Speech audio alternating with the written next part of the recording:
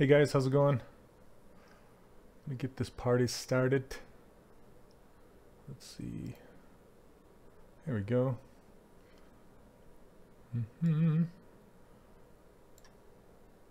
Wait for some peeps to show up.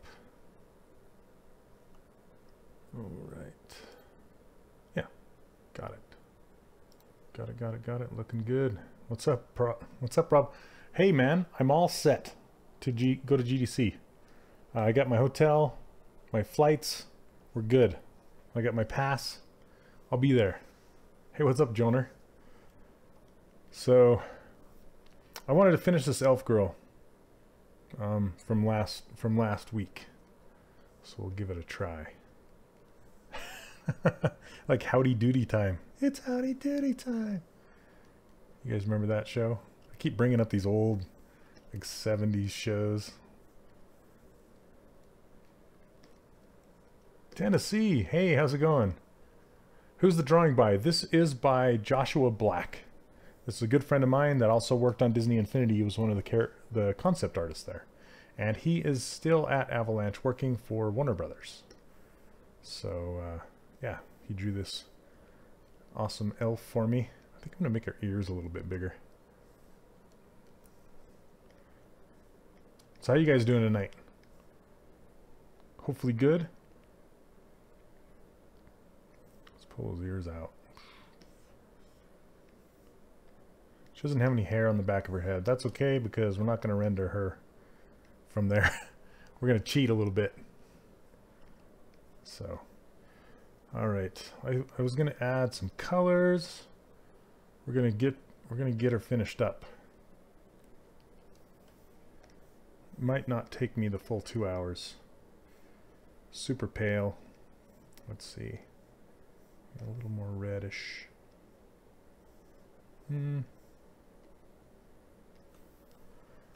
Yep, doing good. Awesome. Sweet, sweet. I was just telling Rob I'm going to be going to GDC in March. GDC. Game Developers Conference. I'm excited for it. I haven't been in a long time.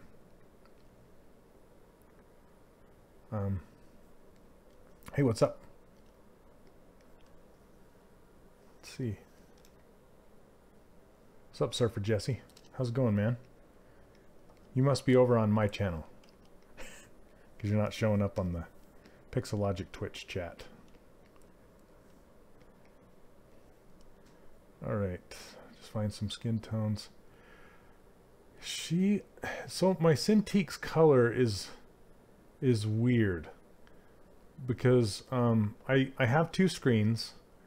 I have one above right here, and then I have my Cintiq. And on my Cintiq, she looks kind of orangey red, and up on my other monitor, she looks yellow. So what does she look like to you guys? Is she quite yellow?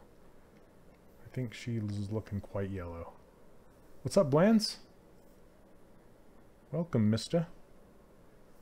I'm gonna push it into the red a little bit more, because she's looking yellow. So, there we go. Time to buy a new Cintiq. It's looking orange? Okay. Okay. So is that... I just updated her even more orange, so... Oh, on your phone? A bit jaundiced? Yeah. Jaundiced. Okay. Right on. Because I looked back at... You know, when they say, hey, Shane's going live in 5 minutes or whatever, and it shows a picture of the past stream character, the nerdy looking dude, he was really yellow. I'm like, why is he so yellow? He looks jaundiced for sure. Yeah, she's looking yellow. Okay. Man, I even changed the color and she's still yellow. I don't know what's going on. Hey, what's up, Dave? How you doing, man? How you doing, Raphael? Mortar? Night Shadow? Welcome, everybody. Okay, why yellow? Why yellow? Why yellow? I'm gonna have to adjust this Cintiq. This is a 27-inch, by the way, if you guys are wondering. That somebody asked.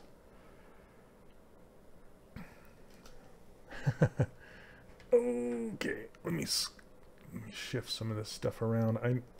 I just want to see if it looks any different from straight on. It still looks more red to me than I have it. That's really strange. Let's see. I'll drop it down. Okay. Hey Dave, are you going to GDC? GDC? She's gonna look way, so she looks way red to me. Let me see it, what it looks like over here. Okay, it's a little better. Jeez. So weird. Christopher Dean, what's up, dude? Man, everybody's here tonight. Christopher, are you going to GDC?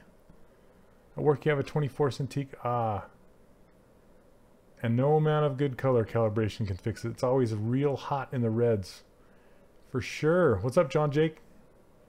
Yeah, color calibration. They say that this Cintiq is the best with color, but it's not looking very well right now. It's looking really orange to me.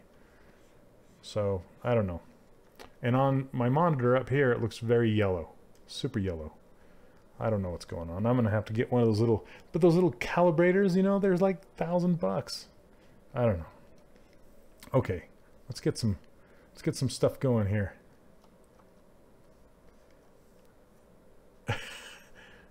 It looks salmon. Okay, so maybe you're seeing what I'm seeing. What weekend is it? It's the it's March 20th through the 24th up in San Francisco. What's up, Attentive Slug, Thunder Bunny? How you guys doing? Mike Black. Oh, you did. Nice. Very cool, Mike. Let's see. So it's looking. When you say salmon, it reminds me of Wreck-It Ralph. It's salmon. It's obviously salmon. It's not pink. Now she's looking pale. Gosh dang it. Get a color. Get it right. Hey, Nice Shadow. If I can add more, yes. I have plans. I have grand plans to do more hair tutorials. I want to do some with like hair helmets, I call them. You know, it's just like a helmet of hair with some lines. That's kind of what I did with Tinkerbell. And then some with some short hair, some for some different types of long hair, different kinds, even some real-time hair with cards. That'd be super cool. Yeah, it's all in the plans.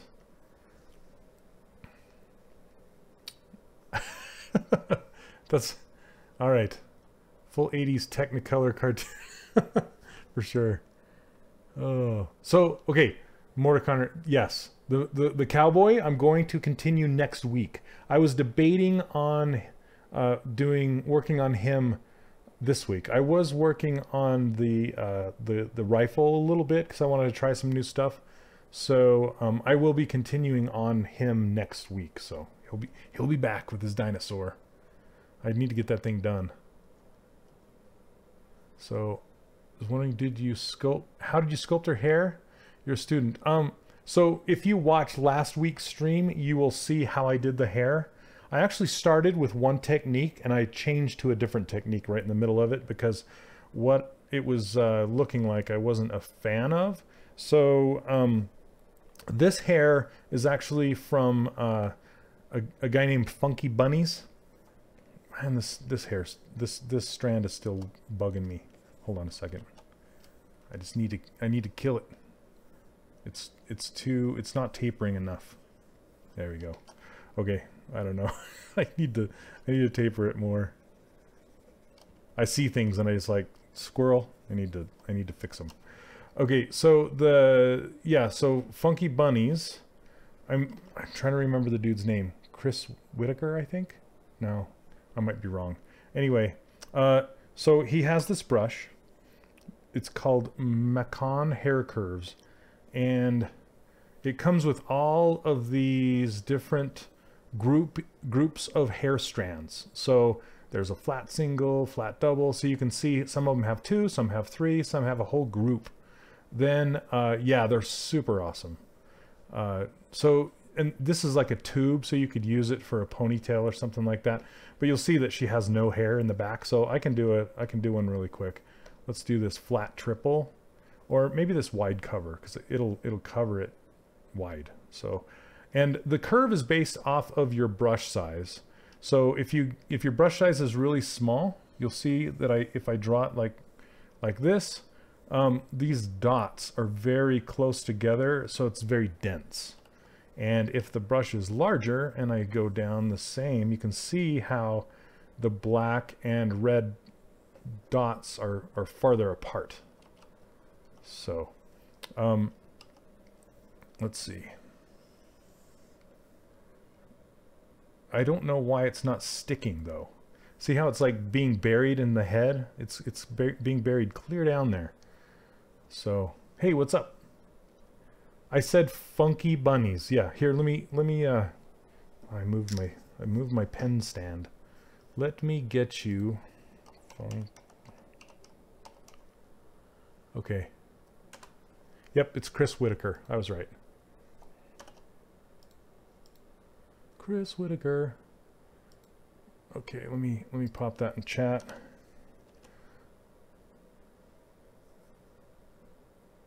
Okay. So John Jake over on YouTube says, does one go into 3D from 2D or vice versa? I don't understand that question, John. Are you asking if I do drawing, like 2D drawing and stuff like that, and work in 3D? Let me know if that's what you're asking or not. Let's see. this hair, look at this thing. All right. I definitely need to adjust the stroke on this thing. Let's see, lazy mouse. Oh, VDM brushes. Oh yeah, VDM's great. I haven't had the time to really use them yet. There we go. This curve fall off is what I want. I'm just going to reverse it and see what it looks like. Okay. You know, let's see. I don't want it to taper too much. Okay. Now that I have that, let's make it bigger. So to make it bigger, you just make sure you're on the red, not blue. Say when you hover over the curve, it goes blue. Make sure you're in the red, and then you make your brush bigger, and then just tap on that curve again, and it'll make it bigger. I do not want it that big. Here we go.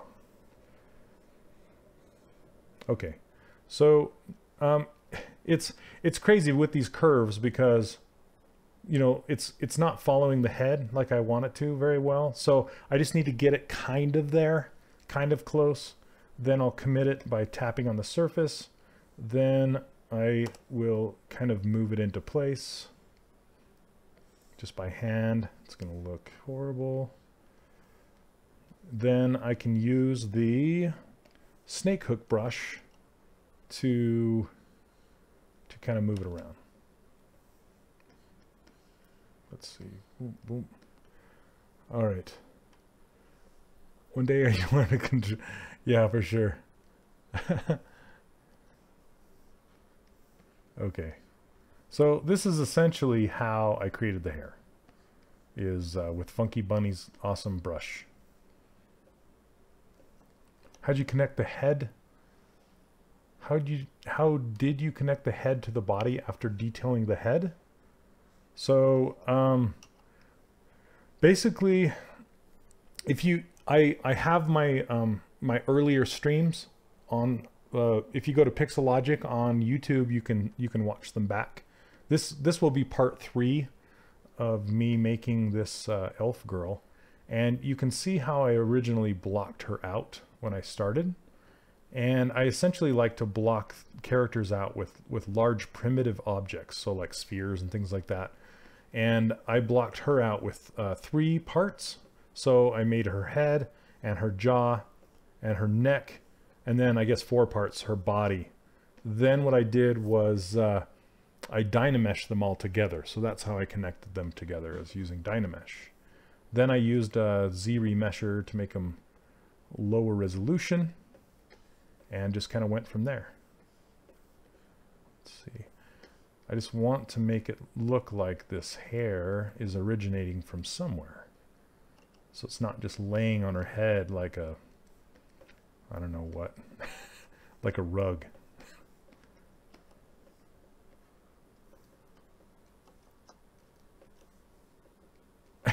Dude, Night Shadow, don't make me come in there. I'm not speed sculpting it like Danny does. Yes, I'm taking my time on this one. Good things come to those who wait, man. It's not a race.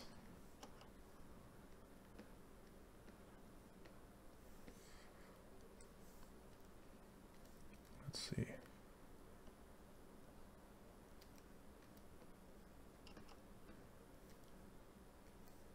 I'm just trying to get this flow.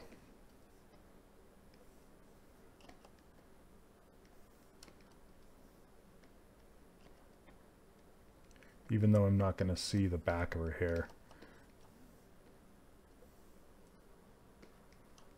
All right, let's see. Let's get topological going. Isn't that kind of an oxymoron? You're sculpting at a fast as slow speed.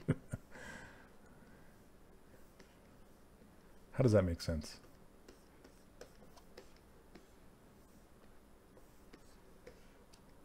Hey, Aloha. How you doing, man? Let's see.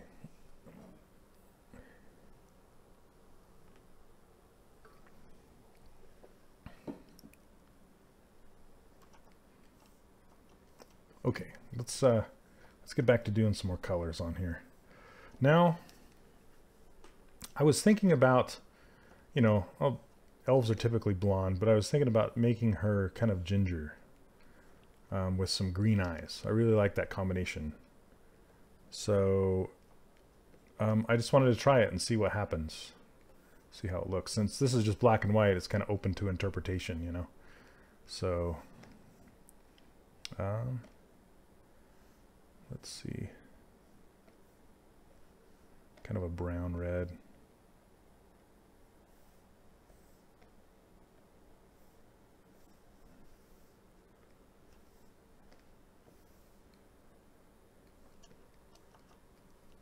Let's see. You couldn't find how you did in previous lesson. I've gone through most of the classes. So are you talking about in my course, or are you talking about in, you know, this one here, him?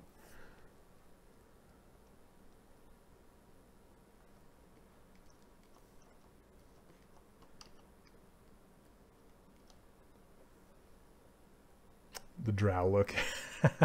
Yeah, the dark, the pale blue dark elf look.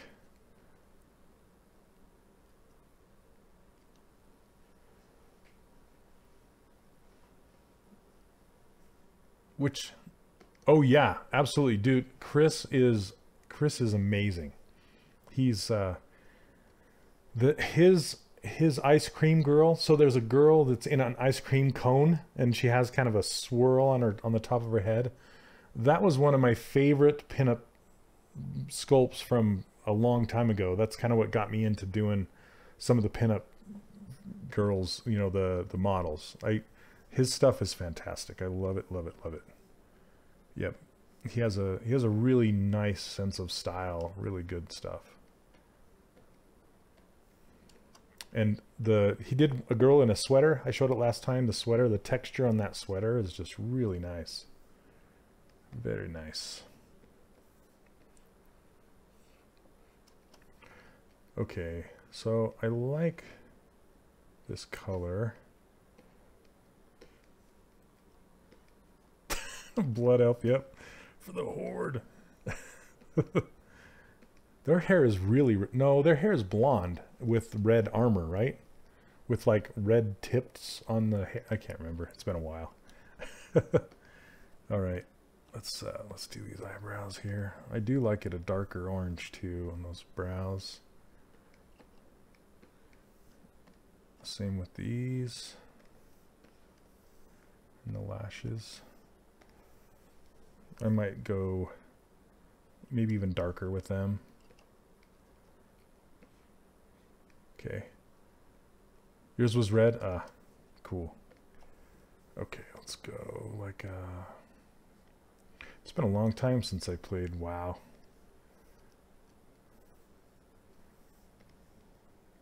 Long time.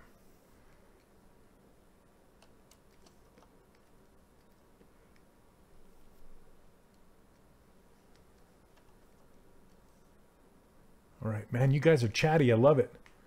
Let's see. Julio, no problem. Let's see. Really like all your gifts and pics, but put in your course when teach I like the Emperor's New Groove crying in the rain. Oh, thanks. I try to keep them light and funny, you know? Am I still on my Monster Hunter kick? You bet, Rob. I play it all the time, man. You should come play it with me. But I have a problem with that game. Well, the game has a problem with me. The way I play those kind of games, like any game with a character builder, like a game that I can sit and work out the character, and you know, there's like you have to pick all your skills and what your character is good at.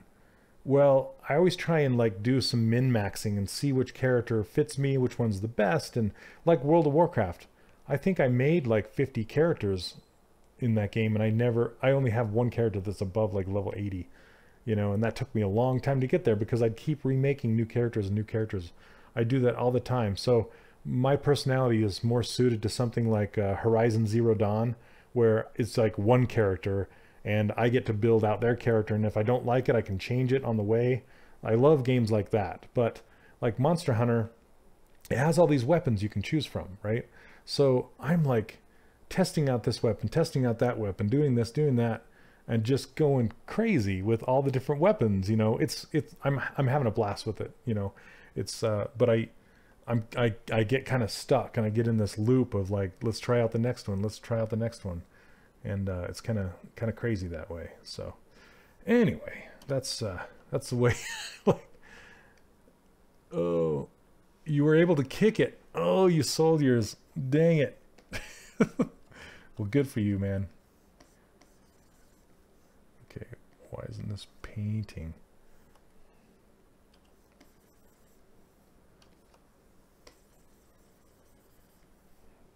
Is that off? Yes. Why isn't it painting? Come on. Let me try an obviously crappy color and see why. RGB. What's going on? Will this one paint?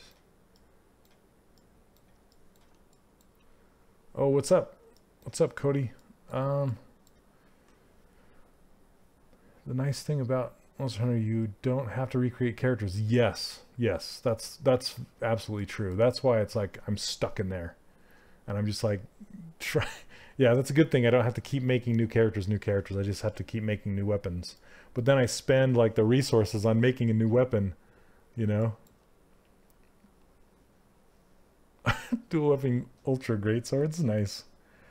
Okay, why the crap is this not?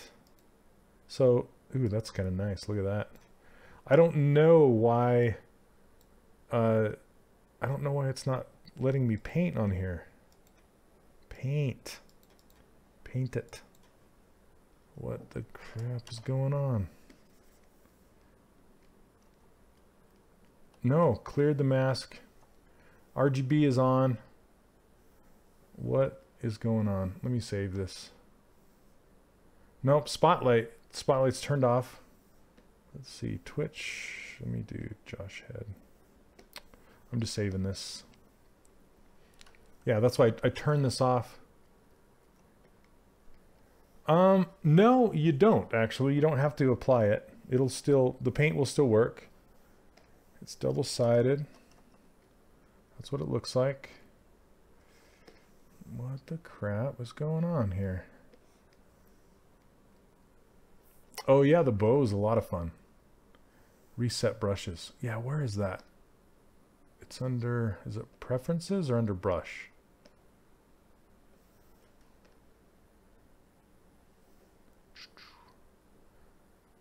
Where is reset brushes? I haven't had to do that very much.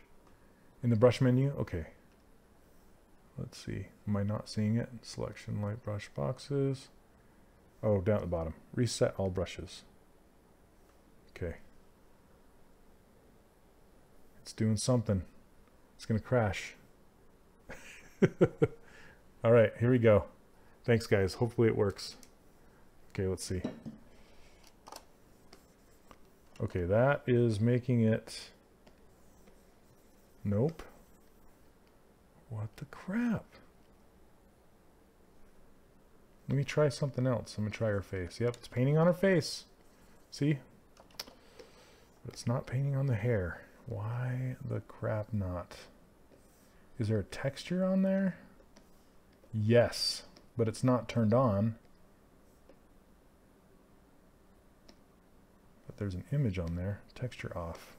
There it is. Bam. All right. Beeping texture.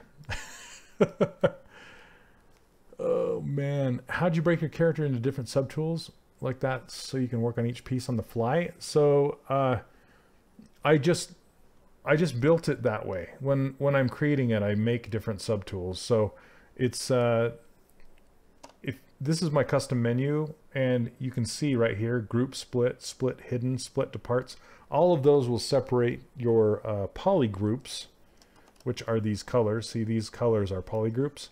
Those will separate those groups or different selections into different poly groups. So then you can work on them like that.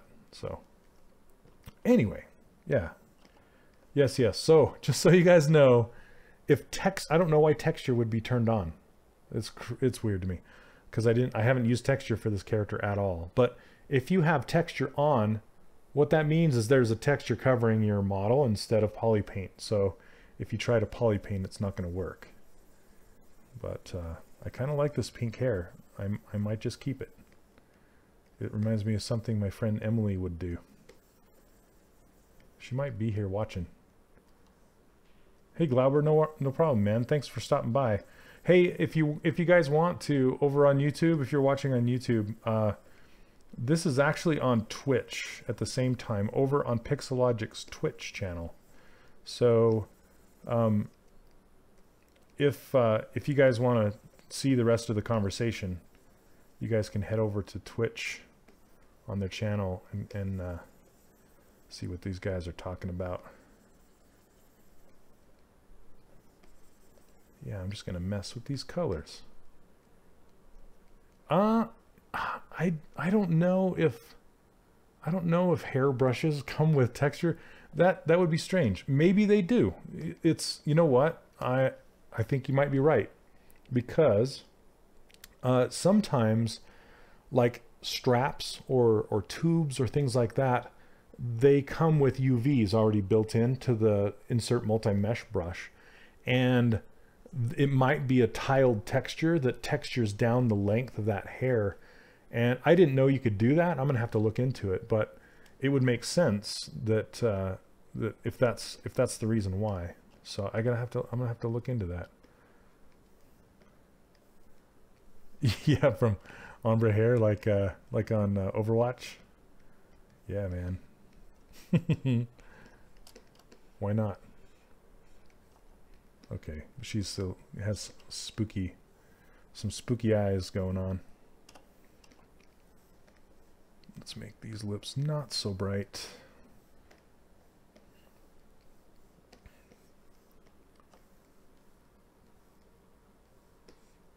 Did I miss any? Okay. Thanks for all the help, you guys, by the way. You guys are like, try this, try this, try this, try this. All right, let's get those lips. Hey, noob here, can this be done in the core version? Sort of.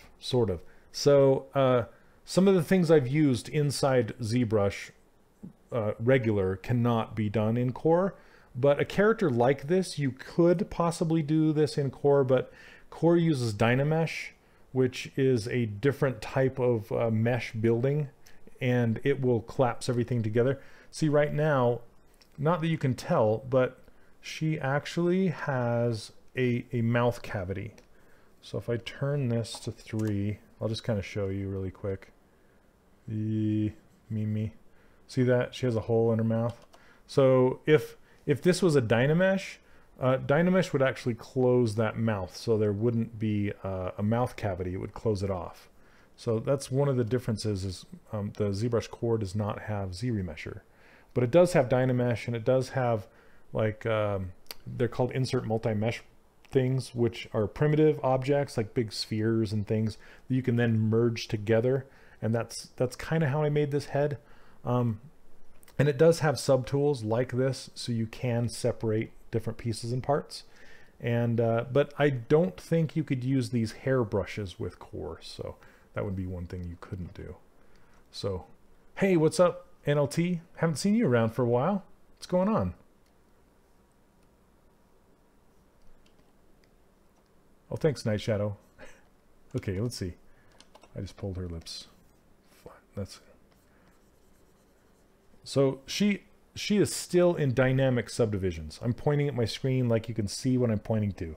This right here, she's in dynamic subdivision levels. And what that means is she really looks like this. So this is how low her surface is. And the only time I really apply the dynamic subdivisions now, recently, is when I'm adding color and I want a very hard edge. You can see how I'm trying to paint these lips here, and it's very low resolution, right? Kind of low. It's still not horrible, so I might not have to apply it. And a trick you can do to get a hard edge when you're still in dynamic subdivisions is use pinch. So I can use pinch because it still works, and I could pinch right along this edge and see that it's making a hard edge. And that hard edge, it's making the color have a hard edge because it's actually displacing the geometry and pinching it together like that. Because I want to keep it as low resolution as possible for as long as I can, because there are a lot of tools. Those lips are pretty warm. pretty small too. Let's adjust those. Okay, so while I'm talking, oh, your day job office moved a week ago, and as an IT guy, yeah. Oh, I know what you're talking about, man. I know what you're saying. Yeah, we moved buildings in the middle of production when we were working on Disney Infinity, and yeah, I felt bad for the IT guys, man, because they had to set up all the network rooms, all the network cables, everything in just a couple days. So they were working some crazy overtime to get the whole building set up in time to make that happen. So, okay, now, yeah, man, time to de-stress. Hey, what's up, Ramtin? Welcome to the stream, man. Am I going to give a talk at the ZBrush Summit? I don't think so. I may do a workshop again. I haven't talked to them. I don't want RGB on. I haven't talked to the Pixelogic guys about this year's ZBrush Summit. They just barely announced it, and it's not until September, so it's a ways away still. So I do not know quite yet. Okay, this upper lip is like, look at this poofing out. Can't be having that. So let's see if polish works. So sometimes this polish brush works on low resolution, and sometimes it does not. So I have to use the H polish. Let's see, S polish. Where's H polish? Pretty sure it's just there. It is. Okay.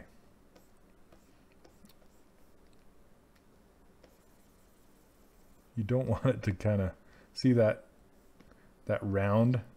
I actually want it to be concave, not convex. So sorry I'm all over the place tonight. I forgot what I was even talking about. I was talking about dynamic subdivisions. Oh, so the reason I want to keep it low is because there are a lot of tools in ZBrush that only work on objects that don't have subdivision levels.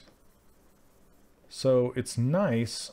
So dynamic subdivisions are super nice. There, see how it's starting to go convex a little bit? Yeah, there we go. So dynamic subdivision is super nice because I can stay in a non-subdivided state for quite a while.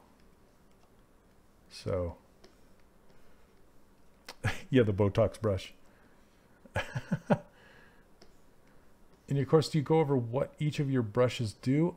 You know, I do on the front page of my website, not in the course itself. Oh, Dan Ketch. Yeah. They get some fascinating people every year. So I wouldn't be too concerned about that. I'm not sure who they're going to get. It's always a surprise. Like last year, the XM Studio guys, they were fantastic. I think I want to go like less saturated. Let's try that.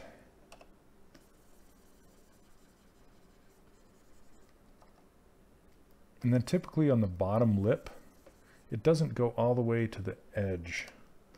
So you can kind of fade the skin tone into that area. And it'll look, but I don't have enough resolution, so I might have to use pinch. See how it's kind of, yeah, I don't know if I have enough resolution in there to make it happen like I want it to. But typically the upper lip will overlap the bottom lip on in the corners.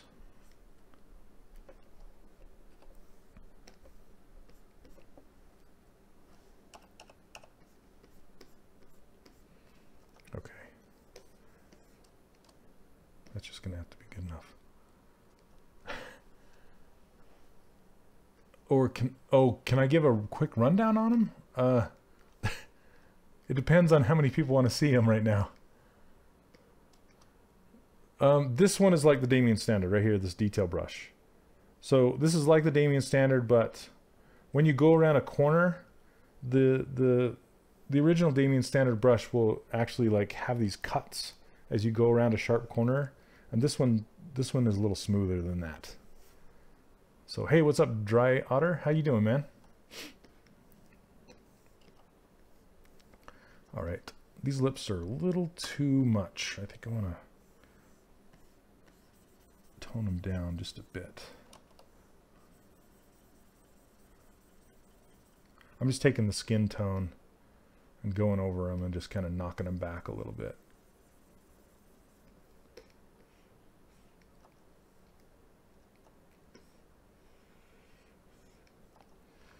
Something like that.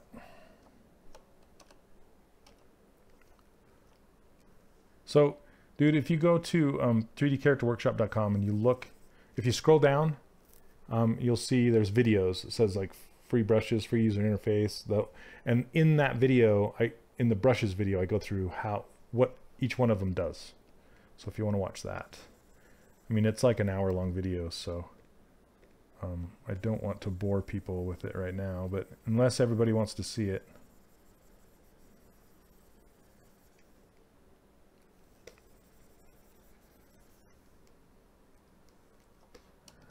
Let's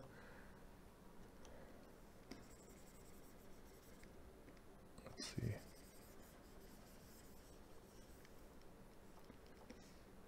can see the head through here. So how I fix this typically, what's doing this kind of stuff, is just get inflate. I just lightly just kind of close these areas up.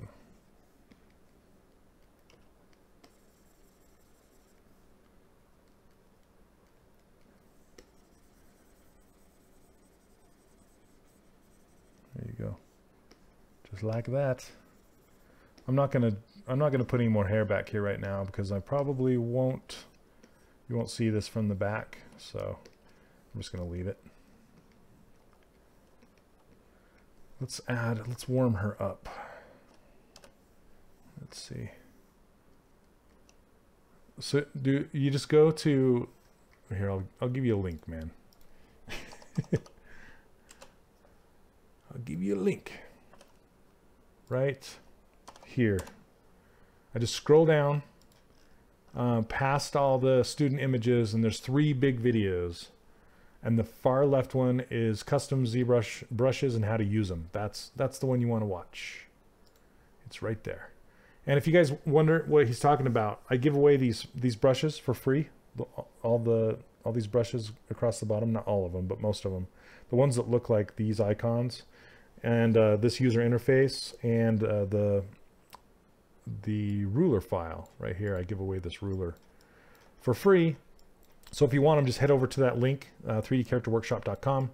And there are 3 videos, and each of those videos show you how to use the brushes, how to install the user interface, and how to use this ruler file if you want to go back and forth with programs like Maya and Marvelous Designer and things like that. So is there a way to make ZBrush auto-save brush settings on exit? Yes, there is, if you save a project instead of a tool. So a project, if you hit Control S for save, you're saving a project. If you hit Save As right here, that is saving a tool, which is essentially, you know, your model. It's saving your model.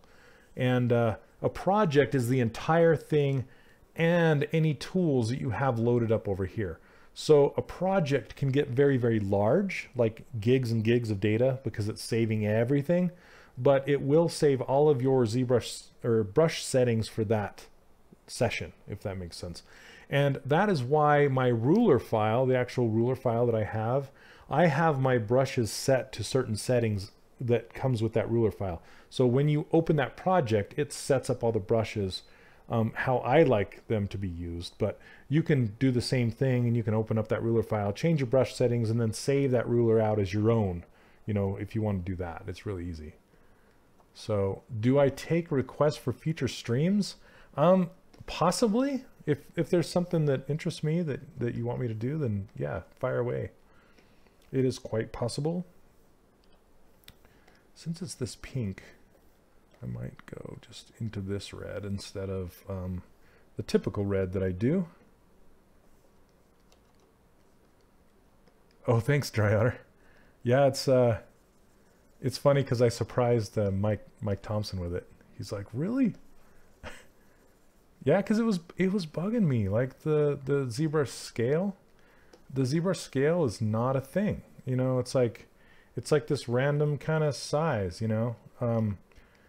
And I wanted to have a way that I could predict what it was going to do, you know, like the scene size. I wanted to know what the scene size was. So, yeah, I really needed to have something that was predictable every single time. So I use that ruler for something like the toys. When I print out the toys, they're typically less than 200 millimeters tall. And that ruler, if you look at it, it says 20. So it goes from 0 to 20. So that is either 20 centimeters or 200 millimeters. So when you are exporting, like say your 3D print hub right here, and you are exporting your model, as long as your model is within this ruler, like it can't be taller than the ruler, it'll throw it off. It needs to be inside, like it needs to be above the bottom and below the top. It can't extend past either end. So what you do is you set this number right here to 200, and that's 200 millimeters. So then whenever you try and print your character, you're going to print it out with the ruler if you want, but if you set it to 200 millimeters and then you export it out as an STL file, which is this right here, to a program like the Formlabs software where you're going to print your character, your size is going to be absolutely predictable because this ruler is 200 millimeters tall.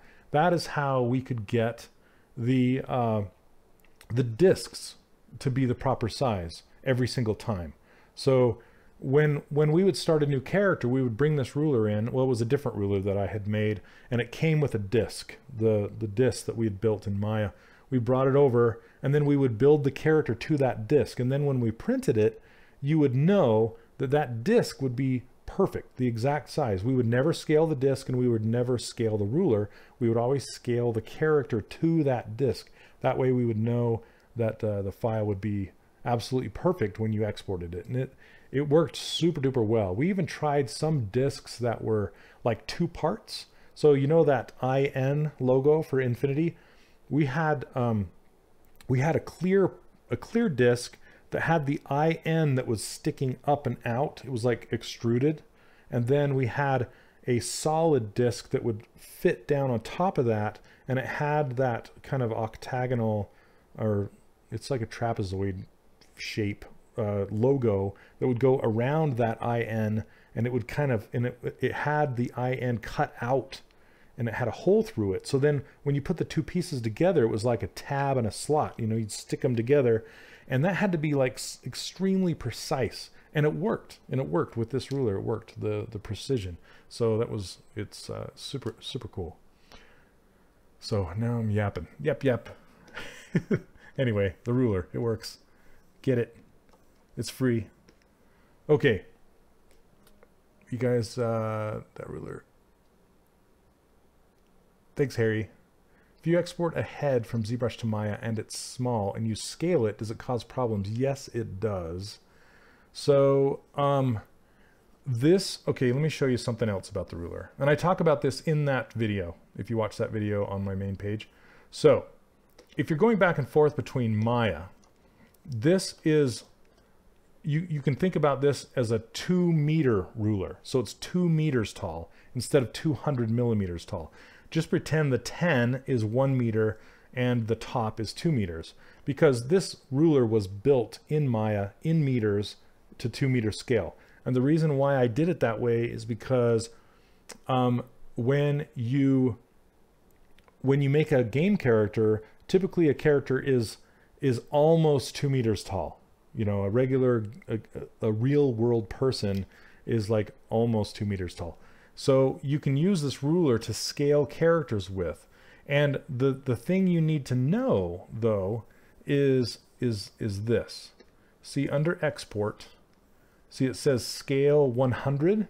That means when you go back and forth between Maya and ZBrush, if you leave this scale 100 alone, you're going to get the right scale going back and forth between Maya.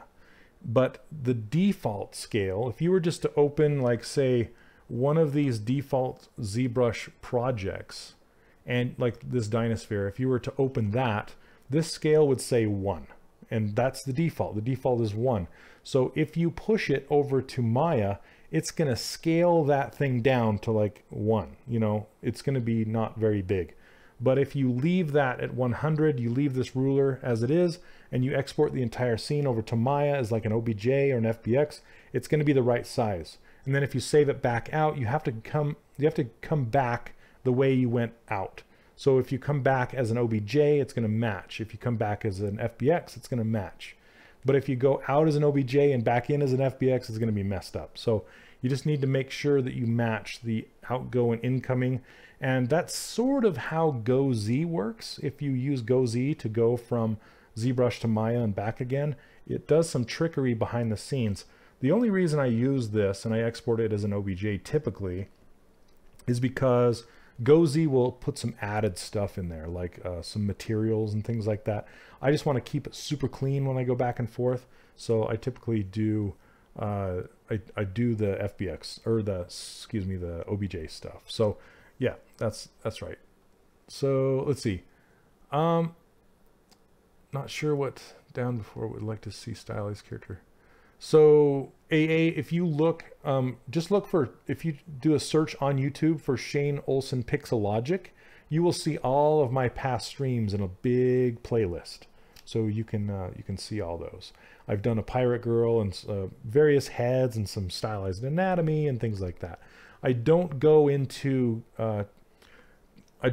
teaching stylized characters, you know, too much, because I do have an online course, and that's over at 3dcharacterworkshop.com, where I take you through the entire thing step by step by step. So if you're interested in that, when you sign up if you get my free brushes and my user interface, you'll get on my newsletter and you will be notified when the course opens for enrollment next time. So if you're interested in that, that's how you do it. So anyway, oh, thanks. Yeah, I need to finish that Jessica Rabbit. I'm honestly, I'm just trying to teach myself Marvelous Designer, because I really wanted to use Marvelous on that dress and make it look how it does in that concept. But I haven't got around to teaching myself Marmoset yet, so soon. Okay, I need to fix these eyebrows and these eyelashes because they're still orange, and we had that happy accident with the hair that I really like, so let's finish this off here. We're just adding some more pink. I want to add some down here, some on her shoulders. I guess I added some purple on her back here. I don't know why. We're not going to see her back, but you know, whatever. Okay, then I want to put some of this purple into her eye and make some eyeshadow, but I want it darker.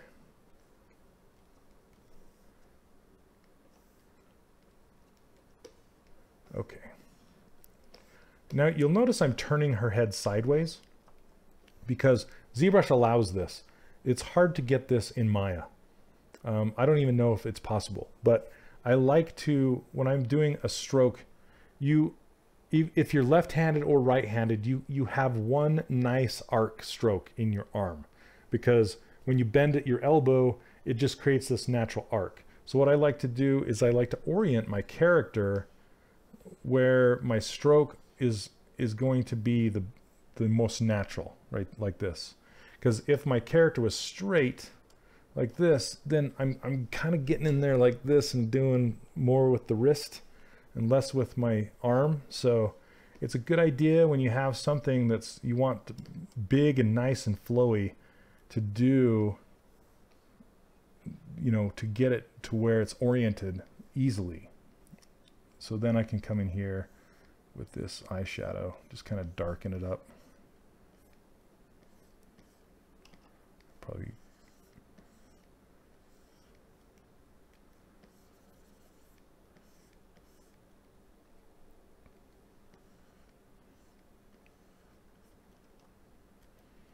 and typically what I'll do too is I'll take it too far and then kick it back. So if you guys ever watch Mike Thompson, he does this thing where he will color the entire head with all these different varieties of color, like reds and yellows and blues, super bright. And then he'll come back and paint over it with a skin tone. And I like to do the opposite of that, where I start with a skin tone, I build up the color like this, and I don't go too crazy with it, but then I will select the skin tone and then I'll knock it back again. So it's kind of the same idea, but in reverse. And it's not so much about the skin hues as it is, you know, just kind of the stylized colors, I guess. If that makes any sense at all whatsoever. Then I can actually grab this color, go farther down into here. Okay. Yeah, I do a few streams where I've taught ZBrush Core. I'd like to do some more. I'm gonna go into like here. So if you try to fill an object and it doesn't fill, make sure you're not on the soft brush, because that's only filling it 2%. And so it's just going to change the tone like that much, and it's not going to show up. So make sure you're on the hard brush before you add fill, and then you can fill it and it'll actually work. Yeah, right. On Netflix or Voltron, I'm gonna go way darker than this, like down into here. Now I can change to my soft brush. I just kind of take it dark. I want to do the same thing with these. Let's see, I did it again. I want to combine the upper and lower. Let's merge these down so they're together. Okay, now fill it. There we go. Oh, did that merge the eyebrows too? Oh, dang. I thought that was this. Okay, we'll just merge them all together. And do it again. Okay. So I'm going to take it super dark, and then I'm going to come back and make them just come in with some lighter pink. These eyebrows. Just on the top edge.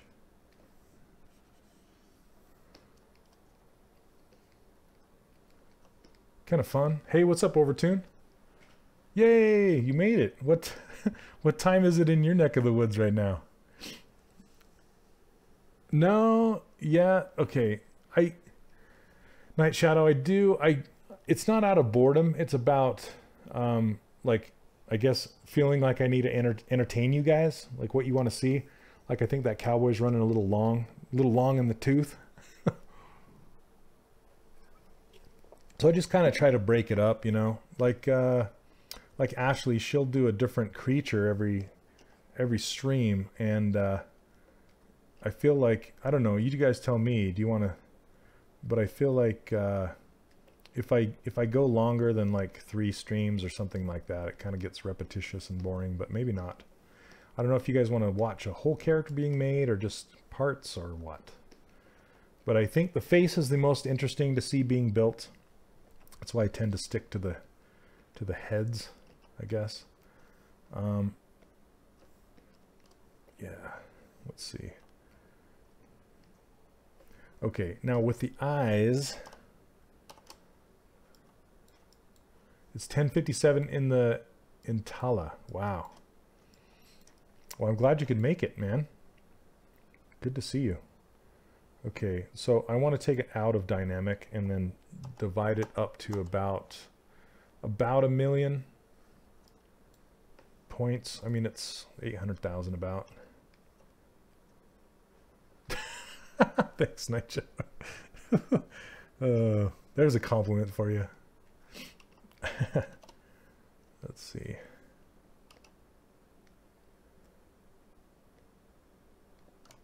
I don't want pink. I want this dark purple.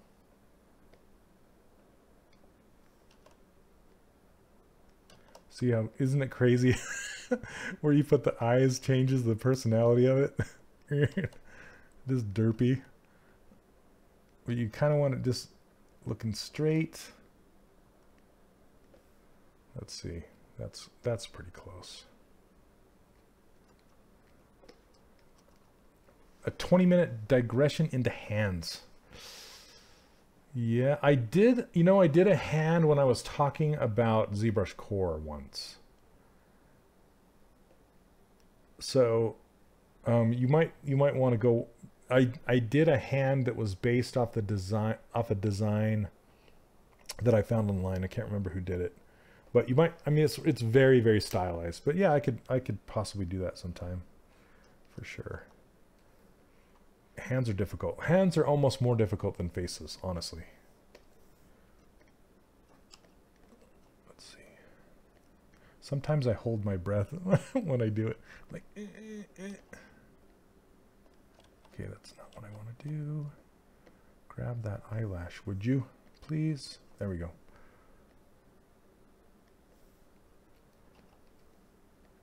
Just wanting to push that eyelash back. Okay. This eye shape is really interesting to work with. This elven eye shape. Like when I first started out, it was very difficult and wasn't looking very good. So, and now this color is looking a bit yellowy, milky. I don't know if I want to keep it, because typically eyes are not, they're not white. They're not bright white. Same with teeth. They're not bright white. Some people more than others. But yeah, you want to go off-white, but sometimes if you have a color that's not quite meshing with, now that I have, you know, really bright pinks and purples, it doesn't really, this yellow isn't really meshing with it too well, so I'm gonna have to mess with it. Tallahassee, Florida, that is. Oh, okay. Can't wait to see how you approach that nostril. I'm probably just gonna barely push little tiny divots in. That's the thing about nostrils. If it's gonna be apparent and it can call attention to itself. You know, you just want to be subtle with it. I notice a lot of students will, like, you know, just really get in there and make this huge nostril, and then put them too far apart, or put them too close together, put too much flesh in between. You know, the simple is king. Simplicity. So I may not even touch it. It might just be what it is right now. It depends on what it looks like towards the end. So, hey Art, how you doing, man?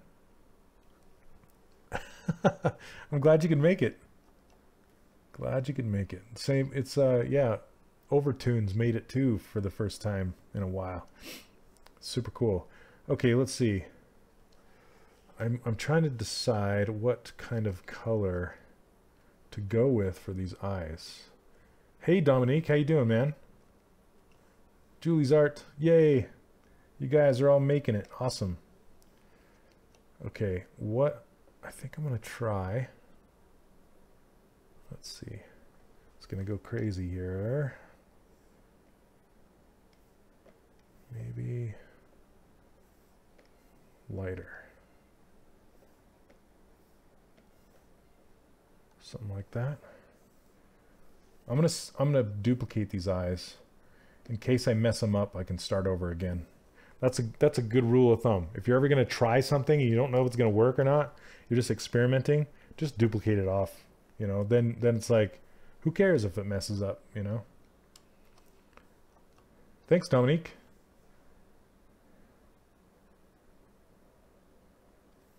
Let's see. Is that?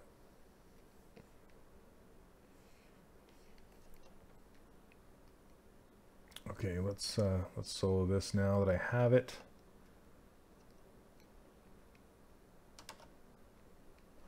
Sometimes I like to do like a thick to thin, but on this part, sometimes I'll do the thin on the bottom and the thick on the top. Like this. It'll just add some interest.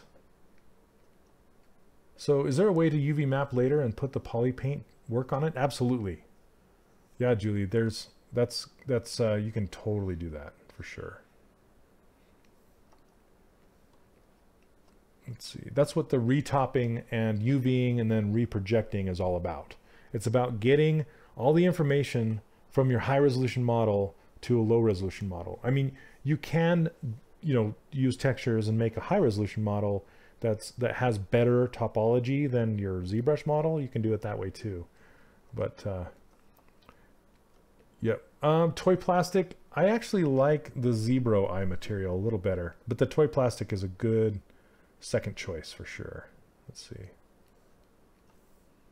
And another thing you can do is you can mask, let's see, mask by intensity.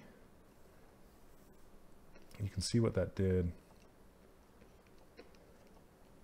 So, but this, it's showing, what I just did is I turned off the poly paint. And since I turned it off and I still have blue selected, it's going to fill the entire thing with blue.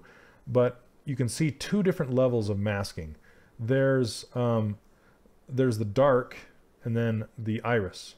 And what I want is, I want everything, I want all of this masked off right here. So I'm going to come back in and make this darker. There we go. Now, okay, now this whole thing is, the reason why I wanted to do that is because this, like I said, I feel like this eye white is too yellow. So if I select this, you can see how it's in here. This is what I picked. A little too yellow. So I want to take it not quite white, but not into the yellow. I just want to take it down into here a little bit. Then I can go with the soft paint, really big brush. I just kind of, well, I want to be on the airbrush, not the hard brush. I just kind of paint a kind of a softer glow. Is it working? It's hard. The difference is super subtle. So then I want to, just to tie it in with the rest of the head, I'm going to grab this pink off the nose. And then I'm still painting on the eye. I just want to have a little bit of red kind of coming in from the edge of the eye right here. Like that. It's kind of hard to see. And then I want to do the same thing down by the tear duct. Just a little bit. Like that. It's a little too much.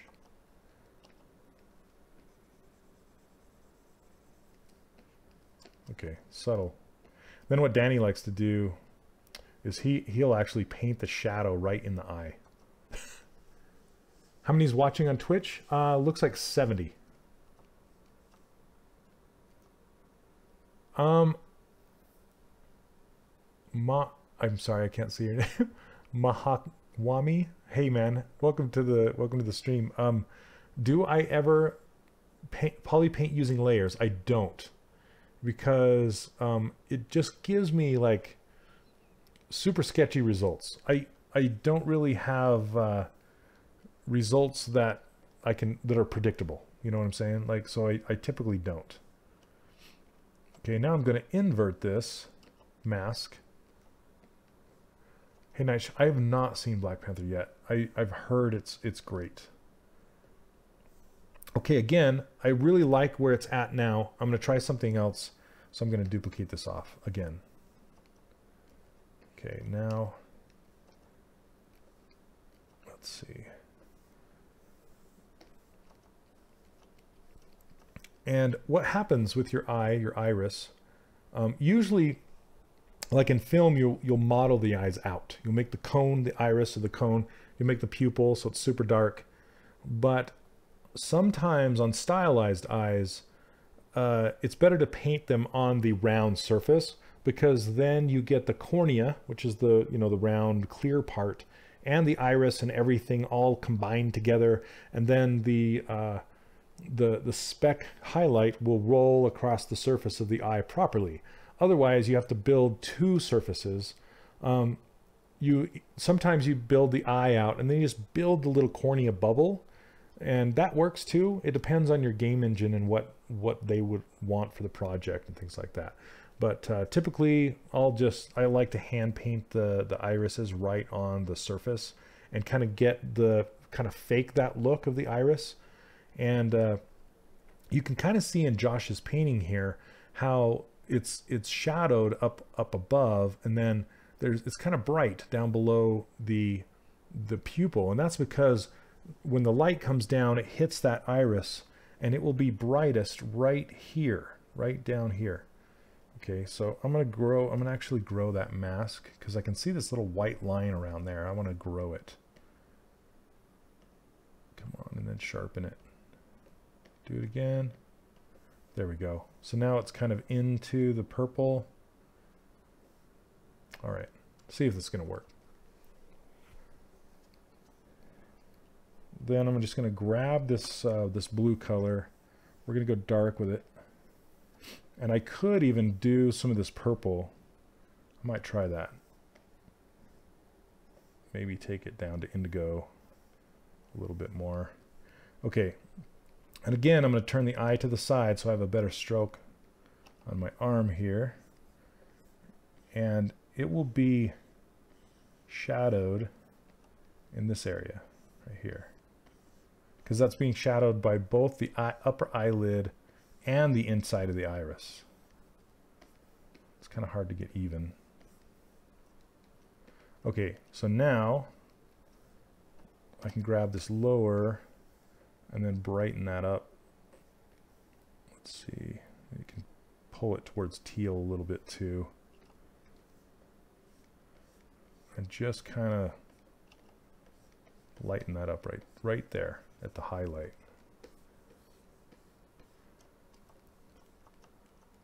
Okay, Dr. Pixels. How's it going, man? Welcome to the stream. How do you bring your menu on a right click or something? I use all the tools on it all the time, but I have it docked on the side since I don't know how to bring it. So you need to set a hotkey to it. And how you do that is you hold down Control plus Alt, and then you tap on it. So if you'll watch for the dialog up here, see how it says press any key combination to assign a custom hotkey. So I don't want to do that. See how it says operation canceled. So what I did is I held down Control plus Alt and I tapped on that menu. And then after you get that prompt, I set it to 2. So the number 2 on my keyboard. Then what I do is I go into the Wacom settings, and then I make this back button on my pen. I just make it assigned to number 2.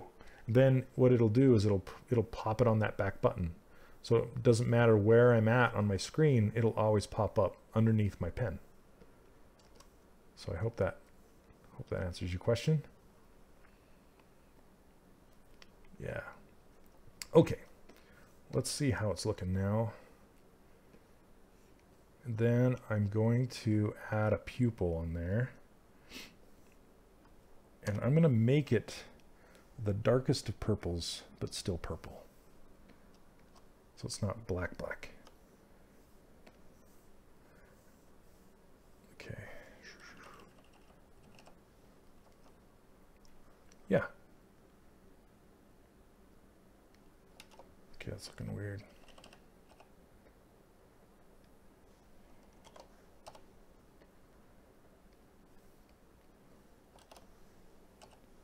You have to just kind of test these.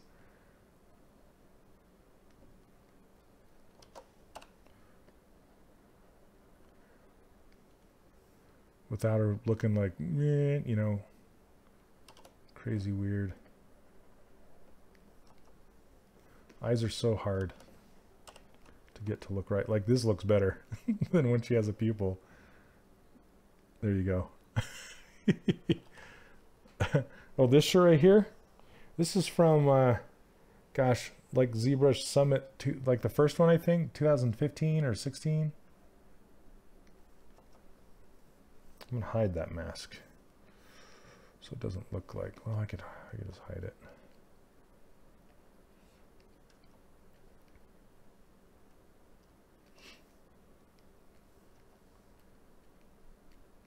Her eyes are looking a little funky now that I have those pupils in there.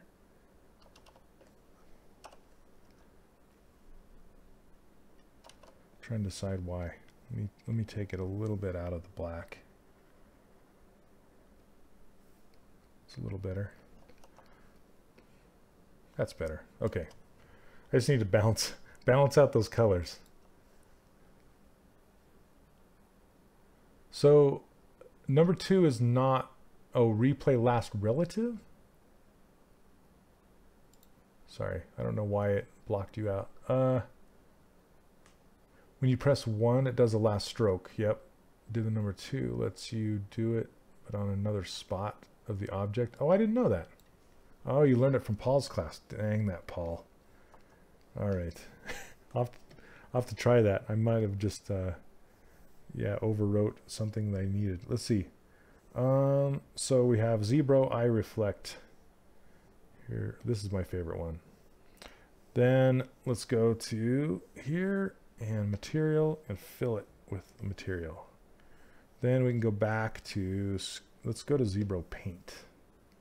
There we go. So this is the eye material that I love. Super nice. This is from Zebro, is what it's called.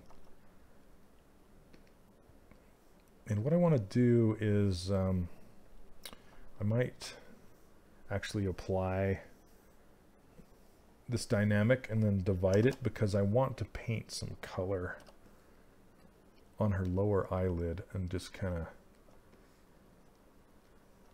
big eyes. I don't know if I saw that.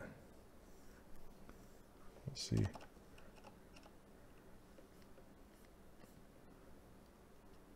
Am I on the right thing? Oh, I'm painting material. Gosh dang. Gotta remember to change it back. There we go. This is perfect. Done. And I just replaced it. Yep, done. Out of here. See you later. Okay, let's see. Hope this doesn't crash the stream. I'm getting really close. Sometimes it doesn't like it.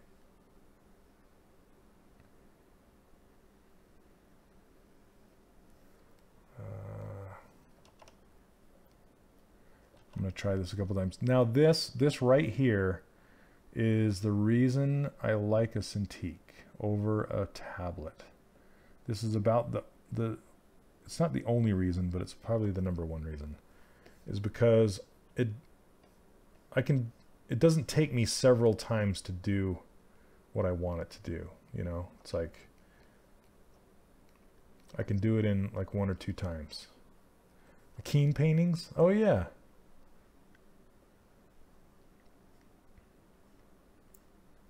So I'm just going to blend this in.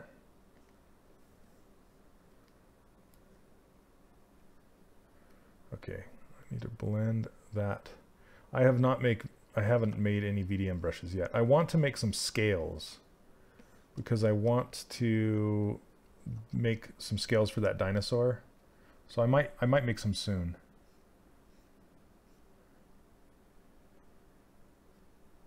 Okay, solo this.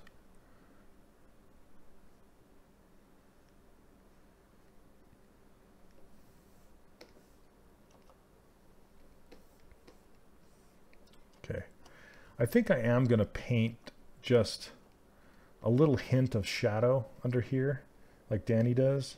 I like that a lot, so I'm going to grab this. I'm going to use purple shadow. Yeah, with Lazy Mouse, right? Lazy Mouse. Lazy Mouse does help. Whoops. Make this a little darker.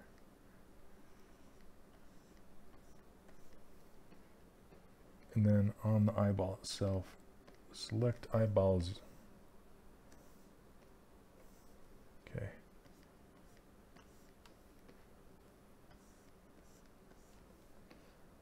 Just adding some shadow to the eyes. And the thing, you don't want to do that. Typically, you don't want to do that. And the reason why is because if you're doing a game character and your eyeballs are all painted up like this, you know, it has like purple here and red.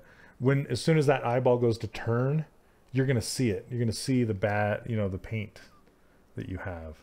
And I do want to turn these eyes so she's looking to her left and kind of turn her head to her left and do that kind of stuff. But yeah, that typically you don't want to paint any fake shadows and things in there. So let's see. I need to catch up with you guys, your questions here. About Keens? Oh, really? I'll have to check there. I didn't know there's a movie. I'll have to check that out. Where can I see it? Is it on YouTube or Netflix or something, or is it just some rare thing? Hey, how's it going? Let's see. I've seen you use Dynamic instead of Dynamesh on your past sessions, but I don't quite get it yet. What do you do once you finish sculpting? Can you explain it a bit? If it does not interfere with what you're showing in this lesson. Okay. Yeah, so Dynamic, there's actually 3. There's Dynamesh, there's Dynamic subdivisions, and then there's subdivisions. So subdivisions will actually, I don't know if you know Maya or 3D Studio Max or something like that, but if you can actually subdivide your geometry, and what that means is it takes a polygon and splits it into 4 polygons. And then if you subdivide it again, it takes those 4 polygons and subdivides each one of those into 4 more. So it quadradulates. I don't even know that word, but anyway, it quads it. And so it multiplies every single subdivision by 4, and then that by 4, then that. So it can get very, very dense very quickly. And when it does that, it also relaxes the mesh and shrinks it slightly. So here, I'll show you an example. So if I go over to this other tool right here, this purple, let me make it like gray, and I'm going to change it to, I'll just change it to a cube. See this cube right here? And then I'll get rid of these subdivisions to hide that ruler. So if I go out of this, okay, so if I hit dynamic right here, dynamic subdivision, it's going to look like that. See that? So it's going to look like Sputnik, these little things. And basically these orange dots, they represent the original cube. See this dot right here? If it's still right here. This is because this is a preview. This is not real. This is just like, this is what it's going to look like when you subdivide it. So that's what dynamic is. Okay. And then real subdivision is if I hit Control D. And that's subdivided once. And you can see it over here in geometry. So subdivision level 2, so that's just subdivided one time. So this is the original, this is the next one, and then subdivided again, and then again. So now that has 4 levels of subdivision, so that's a subdivided cube. Now it turned it into a sphere. And you can see that each time it subdivided each of these quads by 4, then by 4 again. So that's what that means, is when you subdivide it. So now it has 4 levels of subdivision. Now Dynamesh is actually going to rework this entire surface. If I hit the Dynamesh right now, and it's going to make it look like that. See, that's a Dynamesh. So it just rebuilds the entire surface based on this number right here, this resolution. So that's the difference between the three.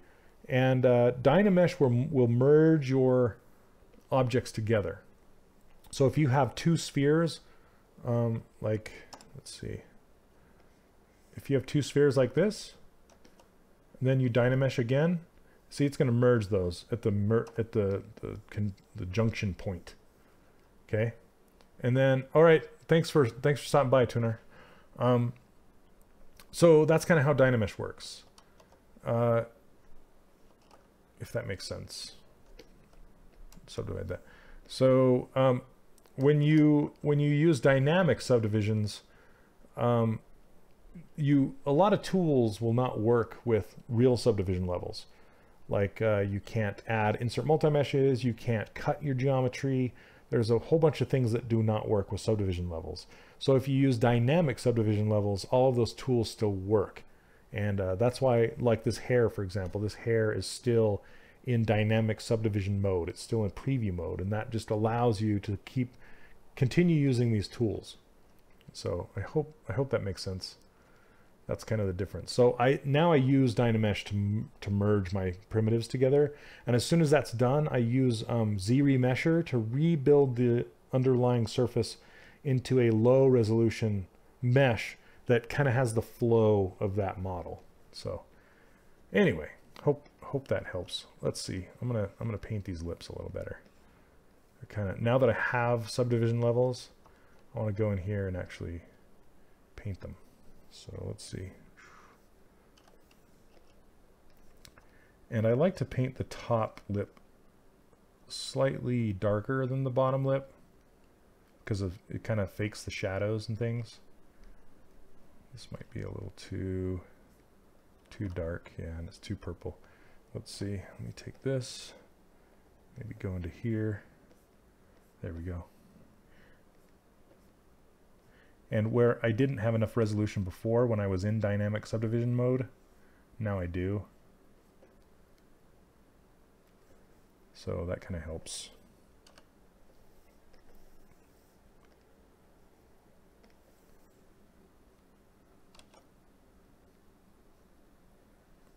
Just going to outline this bottom lip like this.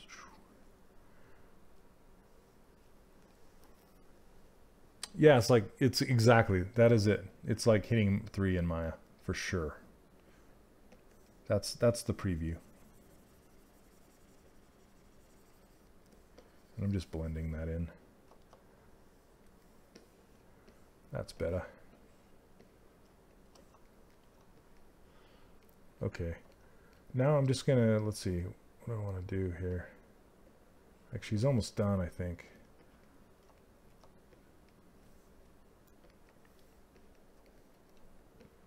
Except for, I guess she looks naked. She She doesn't have like a tunic or anything going on. I could kind of make a like a loose top. Naked elf. Let's see. Oh, thanks, Ahmad. I'm gonna put some I'll put some streaks in here. I'm gonna actually apply this and then subdivide it a little bit more. Yes, I do actually. The brush button's bigger. How you do that is you go into preferences, then you go into interface, and see this button size right here? The default, I'm not sure what the default is anymore. It used to be 48, looks like it's now 58. But if you crank this up, it won't show you right when you do it. You'll have to do some experimentation, but you change it, then you do store config, then you close ZBrush, open it back up, and then the brush sizes will change. Actually, it'll change the buttons in the entire interface. So that will also help you if you're on a laptop with a very small screen and very small real estate. You can crank that down so your buttons will get smaller, which will actually give you more real estate to work with in the middle. So that's a good question. Let's see. Yeah, sometimes it says freehand, but it doesn't quite keep up with a fast stroke and it makes dots like that. So you kind of have to draw slow. Kind of slow. But what I wanted to do is kind of put some variety in the color. So topological will work with any brush. So it will work with paintbrush as well. So it just depends on which strand you start with.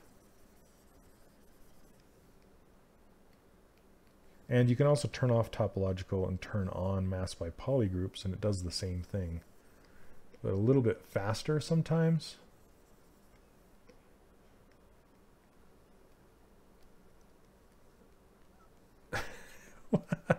Right in my hand. Bzz.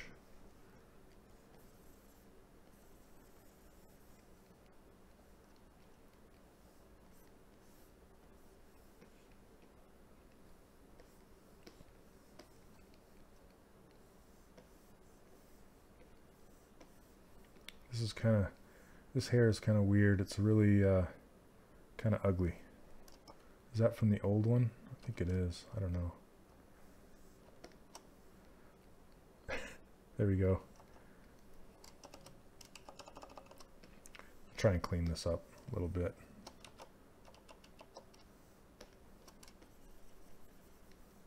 Just gonna smooth it out.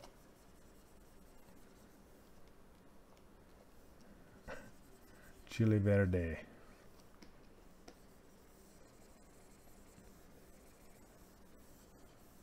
So I hope it's green.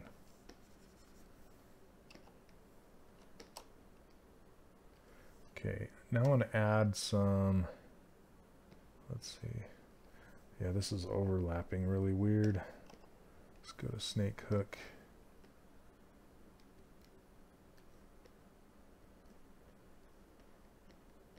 Just going to rework this a little bit.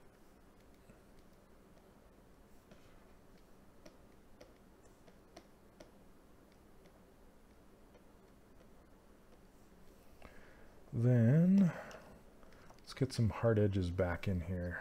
Oh gosh, still looks weird.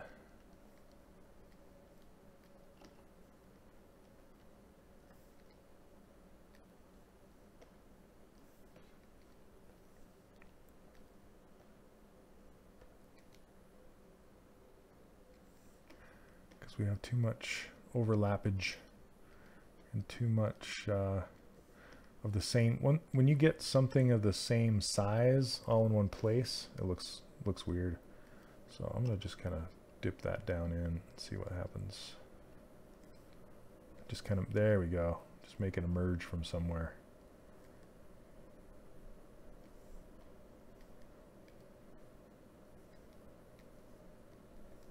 That's a little better.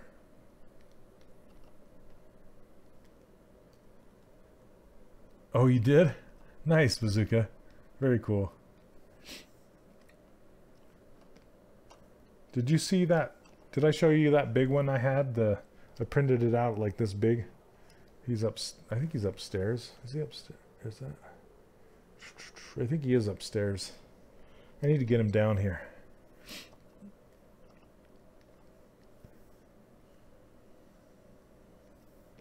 Just putting some hard edges here.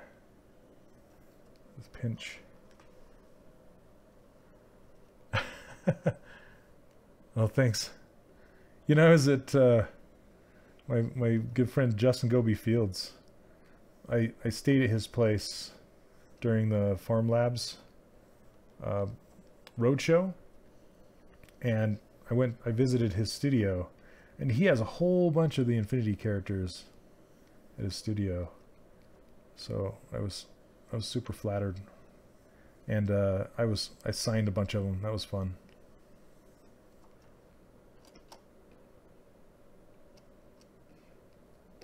Okay, this is kind of looking like a fish. Looking like a fish.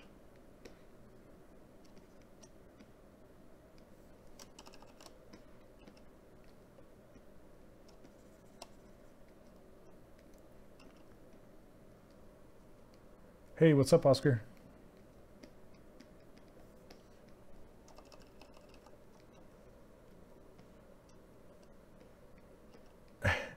Mutated jellyfish.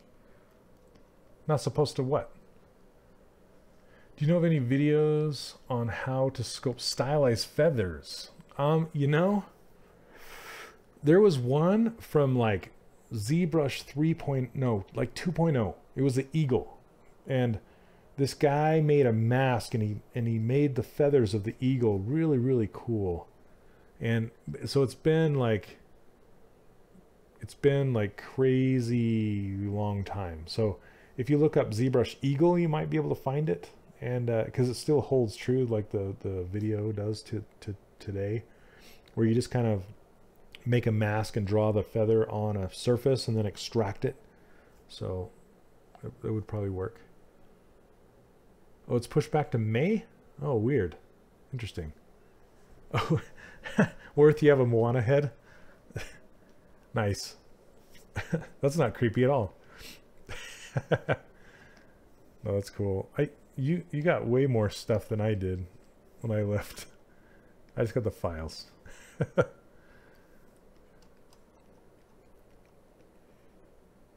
Yeah, so try and look up that eagle. If I wasn't streaming, I'd look it up for you. Oh, excuse me. That was one of the first tutorials I ever watched on ZBrush. It's really good. Can't even remember who did it.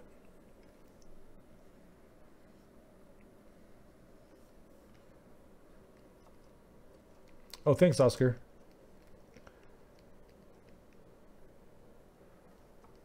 I did make her forehead a little taller than the concept.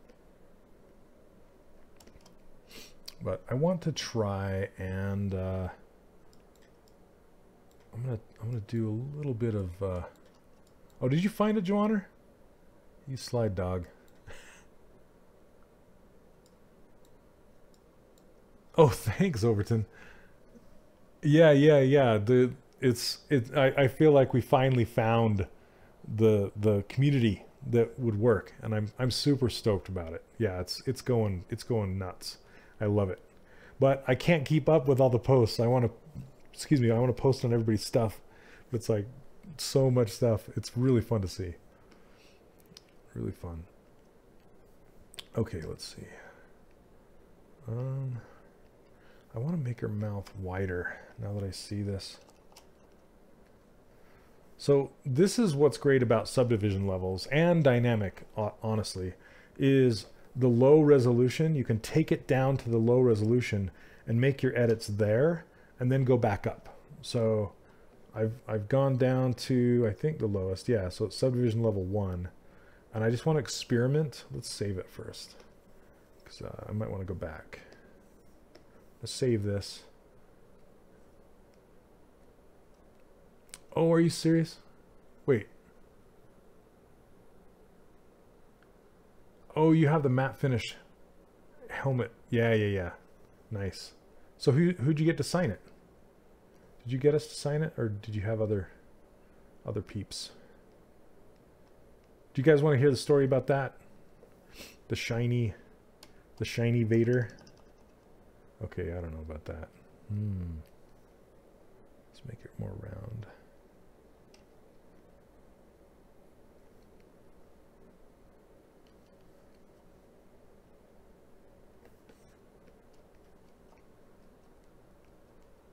Oh, you did? Nice. Oh, I signed it? Okay, good.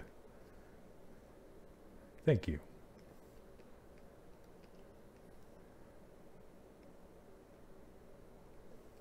Topological, that's why it's being slow.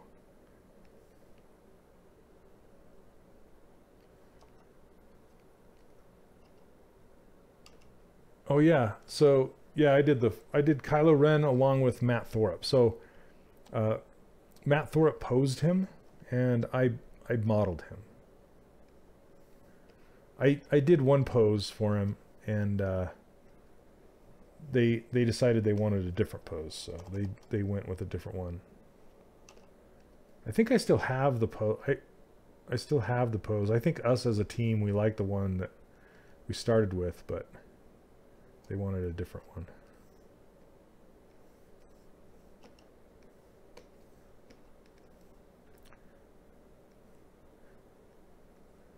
This is called polish, by the way, what I'm doing now. I usually do this after the stream, but it's, you know, we still have a while, so I'm just gonna, you can watch me polish. Polish. Let's see. Hey, welcome back, him. Shiny Vader, you want to know about it? Yeah, I think Matt's just kind of busy. He works for Chair now. He works for Epic Games. So, and he's doing some tutorials and stuff. So I'm not sure what he's up to these days. Okay, let's see. Still not happy with that mouth quite yet. Okay, so the shiny helmet on Vader. Let me see if I have him. I know I have him, but if he's here or not. So we, as a company, as an art direction, we really wanted all of the Disney Infinity characters to be matte. So matte finish, not glossy. That was kind of that was one of the things, right, that made our characters stand out, is we wanted to look like vinyl toys. So and part of looking like a vinyl toy, a high quality vinyl toy, is you know, being a matte, having a matte finish, because shiny kind of looks like cheap plastic, and matte looks like, not Matt Thorup, but matte versus shiny, you know, it looks higher quality. So we wanted to have Darth Vader's helmet and the rest of him to be matte finish. So not shiny, but except for his eyes. We wanted his eyes to be shiny. And LucasArts had a different idea. They said, like, in their how does Darth Vader look, he always has a shiny helmet no matter what. So it's always shiny. And they fought back and forth between matte and shiny, and the matte helmets went into production all the way up until Lucas said, no, we've got to have a shiny helmet. So they made, I don't know how many of these Darth Vaders with matte helmets, and then they stopped production, pulled them, and then they gave the matte helmets to all of the employees for Disney Interactive, and then released the shiny helmet versions. So you can only get the shiny helmet versions in the store. So all the matte shiny, or all the matte versions, yeah, it's, so anyway, there you go, that's the story. So that's the one Worth is talking about. So Mutated Jellyfish, his name's Worth, and he he worked on the Toy Box team as a world builder, and so if you've played Disney Infinity, a lot of the stuff in the Toy Box Worth did. Super good.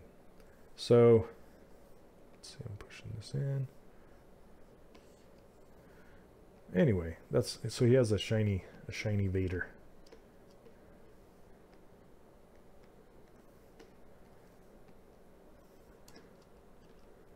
Yeah, big eyes.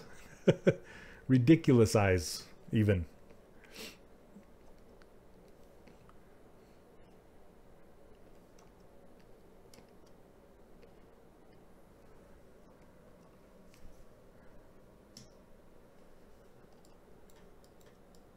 Oh, you stream today? Oh, you're not going to do it? Yeah, sorry. Sorry, ridiculous. I couldn't resist. Wait. All right, sorry. I got to focus on these lips here. They're still bugging.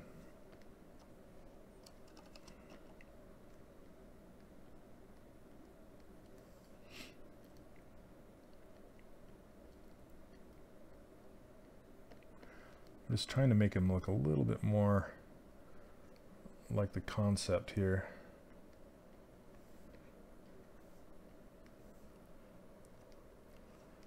Oh, hey, Arashi. That is ZBro Eye Reflect. So if you look up on Google, if you look up ZBro, like ZBRO, then Eye Reflect, you'll find that material. Yeah, it's super nice. Like Jin. I have Jin. Jin Urso. Let's see. I'm gonna try something here. I'm just gonna try and pull this whole thing down to see what it looks like. A little longer. I like that.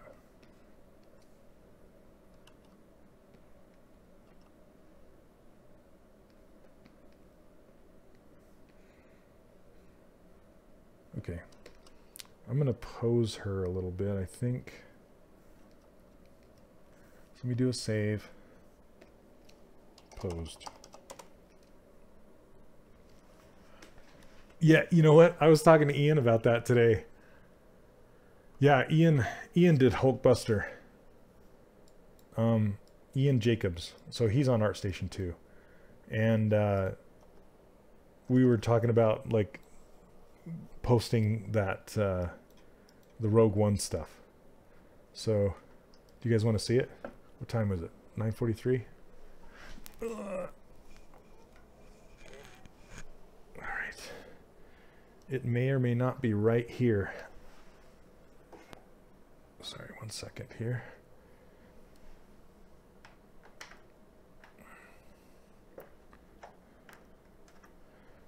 Love the USB ports on the side.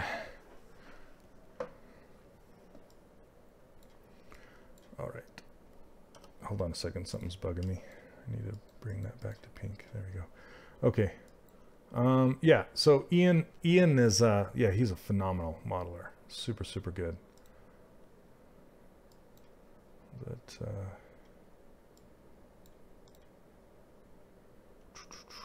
let me pop this up here so I can see it.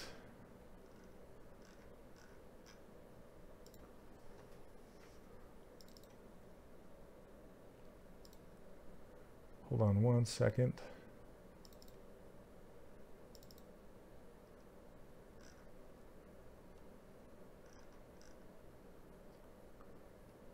I'm trying to remember what we named her. Oh, here we go.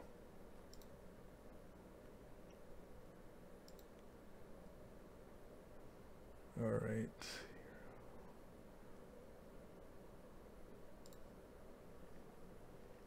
He does not stream. He did Yondu. He did do Yondu. He did a fantastic job with Yondu too. Super good. All right, ready? Here you go. There's Jin. Dun, dun, dun. So this was one of the last characters I worked on before they shut it down. Yeah. Super fun. I loved all these little nicks and her scarf thing blowing in the wind and her hair. So her boots pretty cool. Who wants Prince? Yep, 12-inch. Done. Let's see. Here is another one. Well, Karina. Trying to remember who else. Let's see.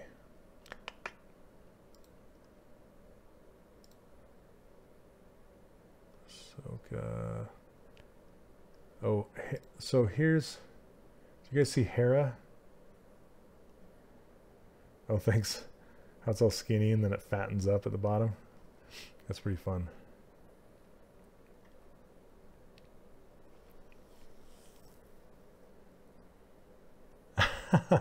Yeah, I wish I could, man.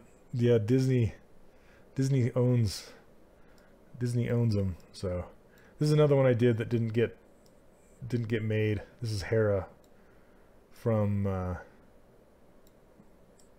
Rebels, I think, or Clone Wars. I'm trying to remember which one. But yep, this is Hera. She turned out pretty good too. I like her pose and her orange outfit's pretty fun. And the butt crease. Rebels, yeah. Thanks. Rebels. Yep, super fun. I don't even know what half of these are. Grim. Oh, let me see if I can find the old pose of Kylo. To sponsor me? I doubt it.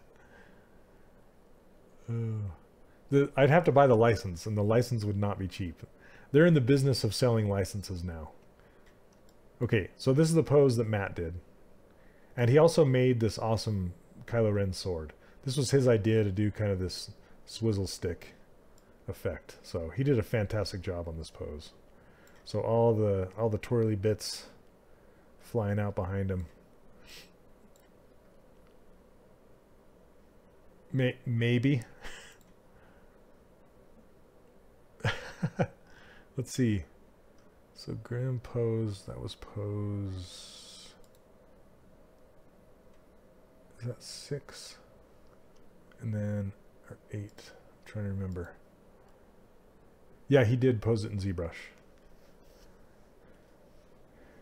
Let's see if this is my pose. This file's going to get huge. There we go. So this was the pose that I did.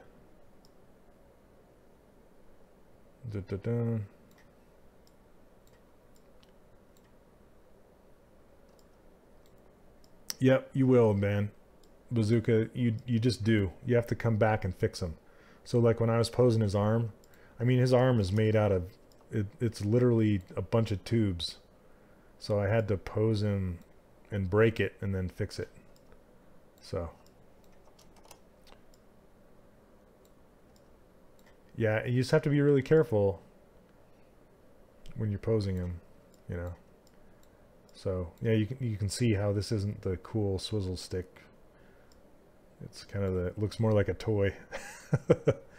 But anyway, yeah, Lucas was like, yeah, do the other pose. So this is the pose that got shipped as a toy, which is cool because he's all stepping up. This is kind of built after when he was walking through the forest after Rey, you know, he's kind of walking up and out. So it's more iconic of the character.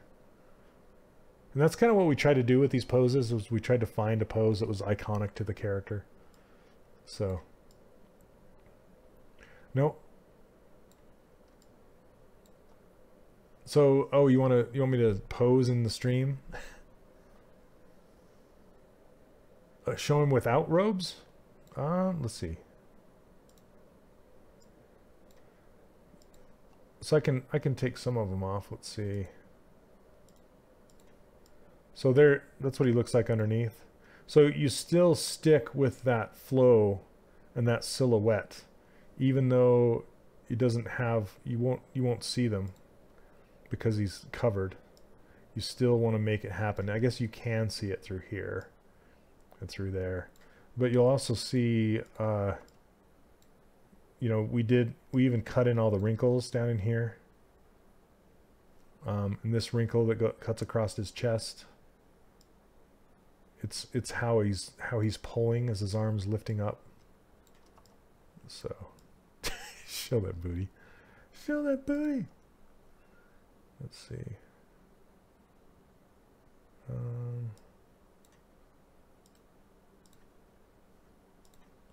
There we go. I don't even know what's underneath here. There you go. He's super small. He's like a little waist guy. Look at that. Anyway. Yep, the girl butt. That's too funny. All right. Let's see. Now back to this. Oh, fun. The good old days. Then we got a bald head back here. Could you put your beginner videos for sale on sites like QBrush, etc.? Like what beginner videos are you talking about? I have beginner videos as part of my course, but you're probably looking for like something that was less expensive. That's actually a good idea. I might do that sometime. The problem with, honestly, the problem with releasing cheaper videos is they get pirated like crazy because people don't care. They just, like, one person buys them and then throws them up on a pirate site like super fast, and it's just, it sucks, you know.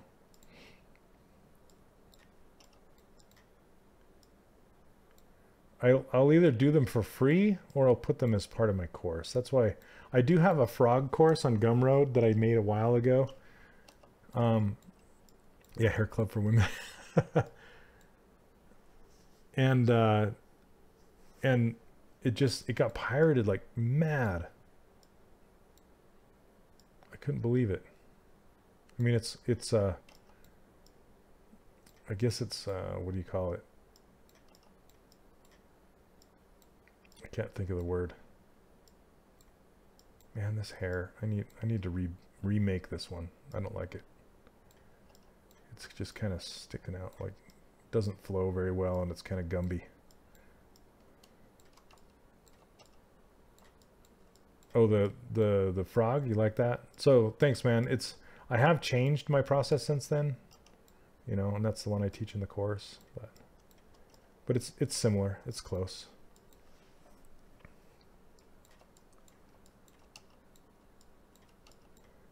Anyway, Mark, if you want some beginner tutorials, you can get that frog on Gumroad. It's $20. If you just type Shane Olson Gumroad, you'll find it. It's on there. Then I do have a beginner sculptress video on YouTube. You can check that out. Oh, I was gonna pose these eyeballs. That's what I was gonna do. Let me do that really quick.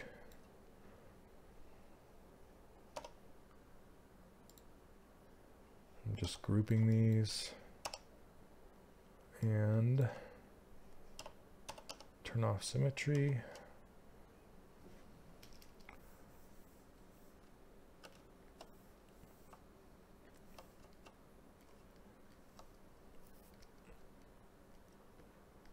You're looking into alternative ways to do stylized characters other than ways I've seen in the tutorials you paid for?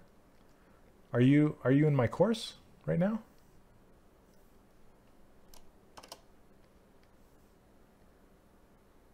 I'm gonna make her look dorpy. Derpy dorpy. I teach how to do this in my course for sure.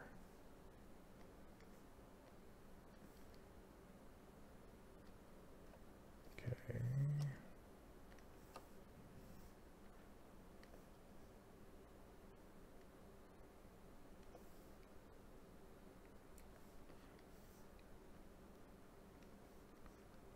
And that's called, you can find that at 3dcharacterworkshop.com. And thank you very much.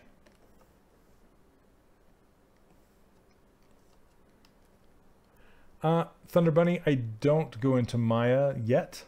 I do plan on it though. And the reason why is because, gosh, this is still, hold on a second. Let me see.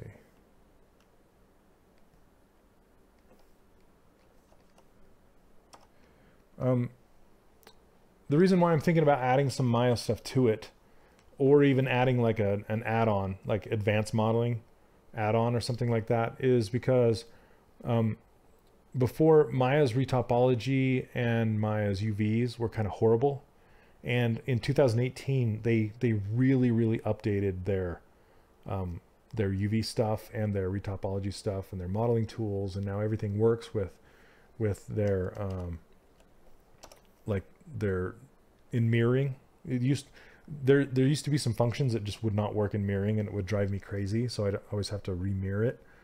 And now they fixed it, so it's pretty nice. Let's see.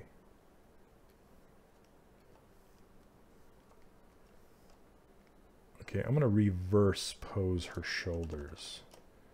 And what I mean by that is typically you'd grab her head and her eyeballs and everything and pose that, but since the lower portion of her body doesn't have anything attached to it other than like the hair overlapping it, I can just twist this portion.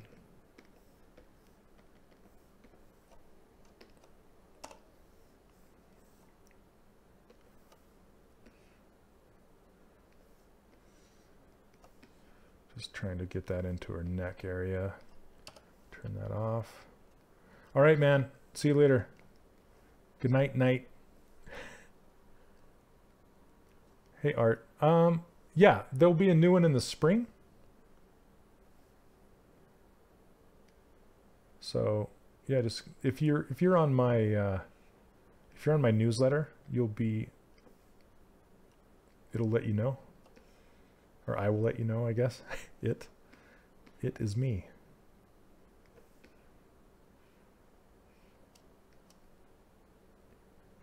There you go. Just kind of, I'm just kind of turning her shoulders. I'm gonna see what she looks like with a longer neck. Maybe. Yeah, it's pretty good. Then I'm gonna pull these hairs out, and then lay these ones down on her shoulders a little better.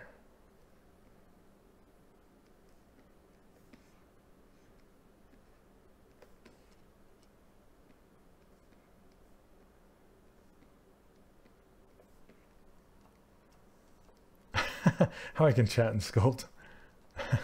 I know. I'm just used to it, I guess.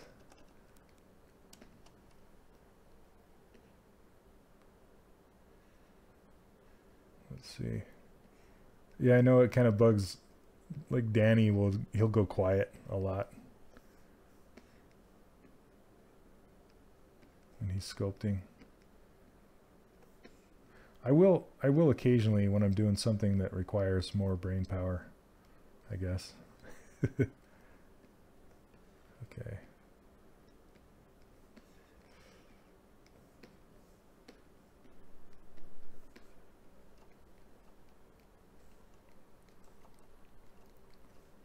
So mid-end March, and yes, you're on the Cool Kids mailing list. Yes. Let's see. Spring, I'm thinking, let's see. I did do late winter enrollment, so I'm not quite sure. Just in those, it's kind of, I just do a launch per quarter is what I like to do. Because of the ebb and flow of students is really nice. So you get the new wave of students coming in, and I can kind of manage them and give them some feedback and stuff like that. And then they kind of do a couple characters, and then they kind of go off and do their own thing and get quiet and don't really do much anymore. And then that's when I like to launch again, and a new flow of students come in, and it's pretty nice that way. So, but I keep it's lifetime access. Oh geez, here we go.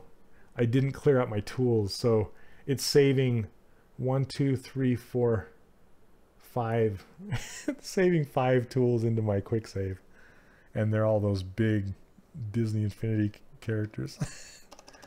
All right. Oh well, I didn't think I'd keep going, but I am. Let's see, it's 10:01. All right. Anyway, the course is lifetime access, so you can keep making characters. There's a lot of students that have, yeah, it's really cool, and they just get better and better and better. It's really fun to watch.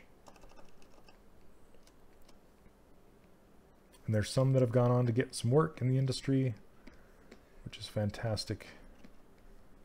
Makes me proud. Let's see. I want to give her a little bit of an expression. I'm just going to drop this eyebrow down. Oh, it's Masked by Polygroups is on. And then raise this one up a little bit.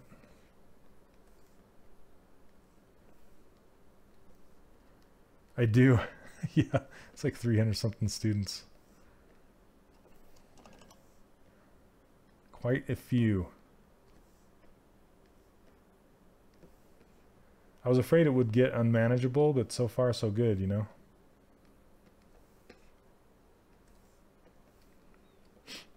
And I'm working on more lessons. I have some more lessons coming. And I really want to do like Feedback Fridays or something like that, where I do like a live video every Friday, and you know, just kind of go through students' work, give some feedback. Now she's kind of looking like, what are you talking about, Willis?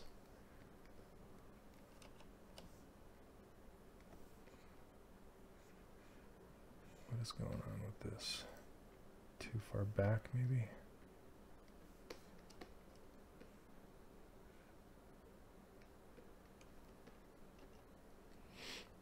And a good way to do it too is, yes, I do. Thunder, I do give feedback, but I typically give feedback in like text in the community, and in paint overs and GIFs. Like I do animated GIFs, and I will occasionally do a video session where I give one student some feedback that's almost ready to post on like ArtStation or something. And I'm like, okay, let's just do this last bit of polish and get it done. So I haven't done one of those for a couple weeks. I need to do one of those. Yes, I do for sure. But I want to do more. I want to cover more students. You know what I'm saying? Like, give more people the opportunity to get video feedback.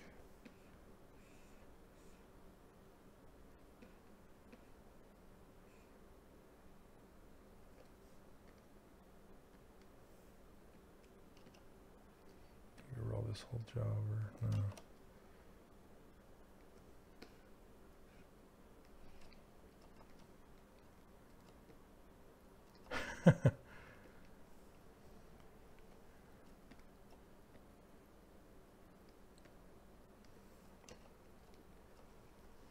Yep, cup and little tude. She's like, I don't think you know what you're talking about. I think you're full of crap right now. I know I'm naked, but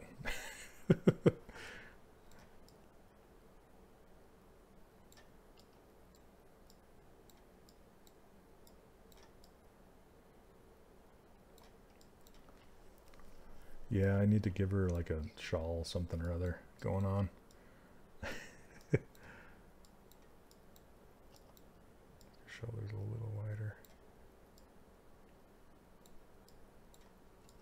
All right. Hey, what's up, our potato? I'm just wrapping up, man. Sorry about that. And I'm showing you her bald head in the back here. If I was to keep going and doing the back of her head, I'd make these strands a lot thicker to match the thickness of the ones across the front here. But since she's just going to be a render, whoa. It's going to be like this, and I kind of want to hide this. Yeah, I don't want to see that. Thanks, Arashi. I'm going to be, I want to do some student highlights, some student spotlights, because there's been some phenomenal work coming out of there. And I want to make sure that it gets seen, you know. So I want to post more on my social medias. There we go. All right, what do you guys think? Is that all right? Too bad. I like how the pink turned out, and I like the pink, blue, purple. Something like that. Von Buki, sorry man, I'm just finishing up, dude. Thanks for joining me. I'm just kind of posing her for next week's stream. All right. Yeah, it's 10:07. I'm gonna wrap it up, but sorry, man. You got it. So I stream the same time every week. I start at what is it? 7 o'clock Pacific time. It's 8 o'clock my time. So I go from 8 to 10 every week on Tuesday nights. And I still want to stream during the day for everybody that doesn't have a chance to catch me at night. But can I make what tiny? Here. Oh, you want me to zoom out? Yeah, hold on. Let me save this. Post. Okay. Like this?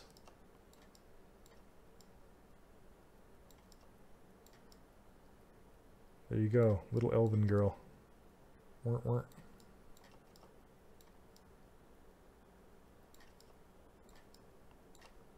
Whoa.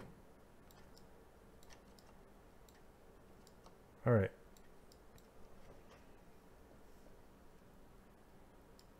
I think I'm pretty happy with that. How she turned out, I'm gonna have to show Josh, see what he thinks. So once again, this is a character designed by Josh Black, my good friend Joshua Black. So thank you, Josh, for drawing this for me.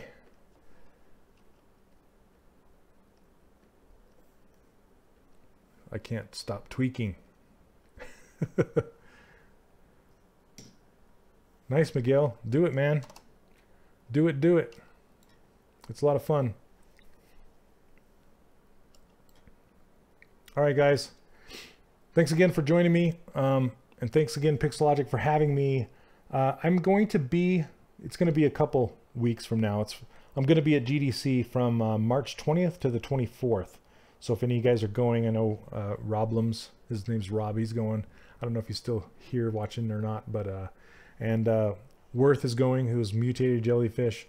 Yeah, there's a bunch of people going. So if you guys are going to be there, yeah, look for me. I'm going to be wearing my 3D Character Workshop shirt, sporting it around. So if you see me, come up and say hello. I'd love to meet you guys. And there's going to be a lot of sculptors there, a lot of game character artists there. I can't wait. I haven't been for several years now. I can't remember the last time I went, but it was a lot of fun. And you learn a lot going there. So anyway, hopefully you guys can make it. It's in San Francisco this year. Ghost Christmas feature. How do I set up multiple symmetries? I guess I don't understand what you're talking about with that one. But symmetry, you have symmetry on per sub tool is all, and that's kind of how you set it up. So yeah, guys, thanks for joining me again. And I will catch you guys next Tuesday. So next Tuesday, I'm gonna hop back on the cowboy and hop back on the dinosaur and get those guys done. So I really want to get him done and print it out for the ZBrush Summit this year. So that'll be pretty cool. Hey Rob, yeah man. Gosh, I don't know if I'm not gonna be printing a whole. So last time when I had the shirts printed out, they came out just okay. They weren't that great, and I'm having somebody new print me out a new shirt that's just one, and that's the one I'm going to be wearing. And if it turns out and it looks nice, I'm going to order a bunch of them. So if I do order a bunch of them, I can send you one, but I don't think I'll have them ready by GDC. I will have them ready by the ZBrush Summit and CTN, but I don't think I'll have them ready by GDC. So anyway, yeah, thanks everybody. And catch Ashley tomorrow at 5 o'clock Pacific. So she's going to be streaming tomorrow. Make sure you catch her. So anyway, thanks guys for stopping by and listening to me yap and yap and yap. So I know, right? Well, I don't want to sell them to the students unless they look really good. And the ones before, they just looked okay. Like I said, they were okay. They weren't the best. So anyway, I want to make them better, get them better. So cool. And I am also interested in maybe doing some 3D prints. You know, if people are interested, I'd love to get into the 3D printing thing, like iHasToys, and maybe do some pinups like this, like a full body of this would be cool, an Elvish girl or something. Tape a logo to your shirt. Perfect. But I'll see if I can get you one. I don't know if I still have some of the older ones that just looked okay. If you wanted one of those, I could bring one. So, and gin. Yeah, right on. All right, guys. Well, anyway, I keep saying goodbye, but goodbye. Take care and have a great week. And I'll see you all next Tuesday. All right. Take care. Have a good one. See ya.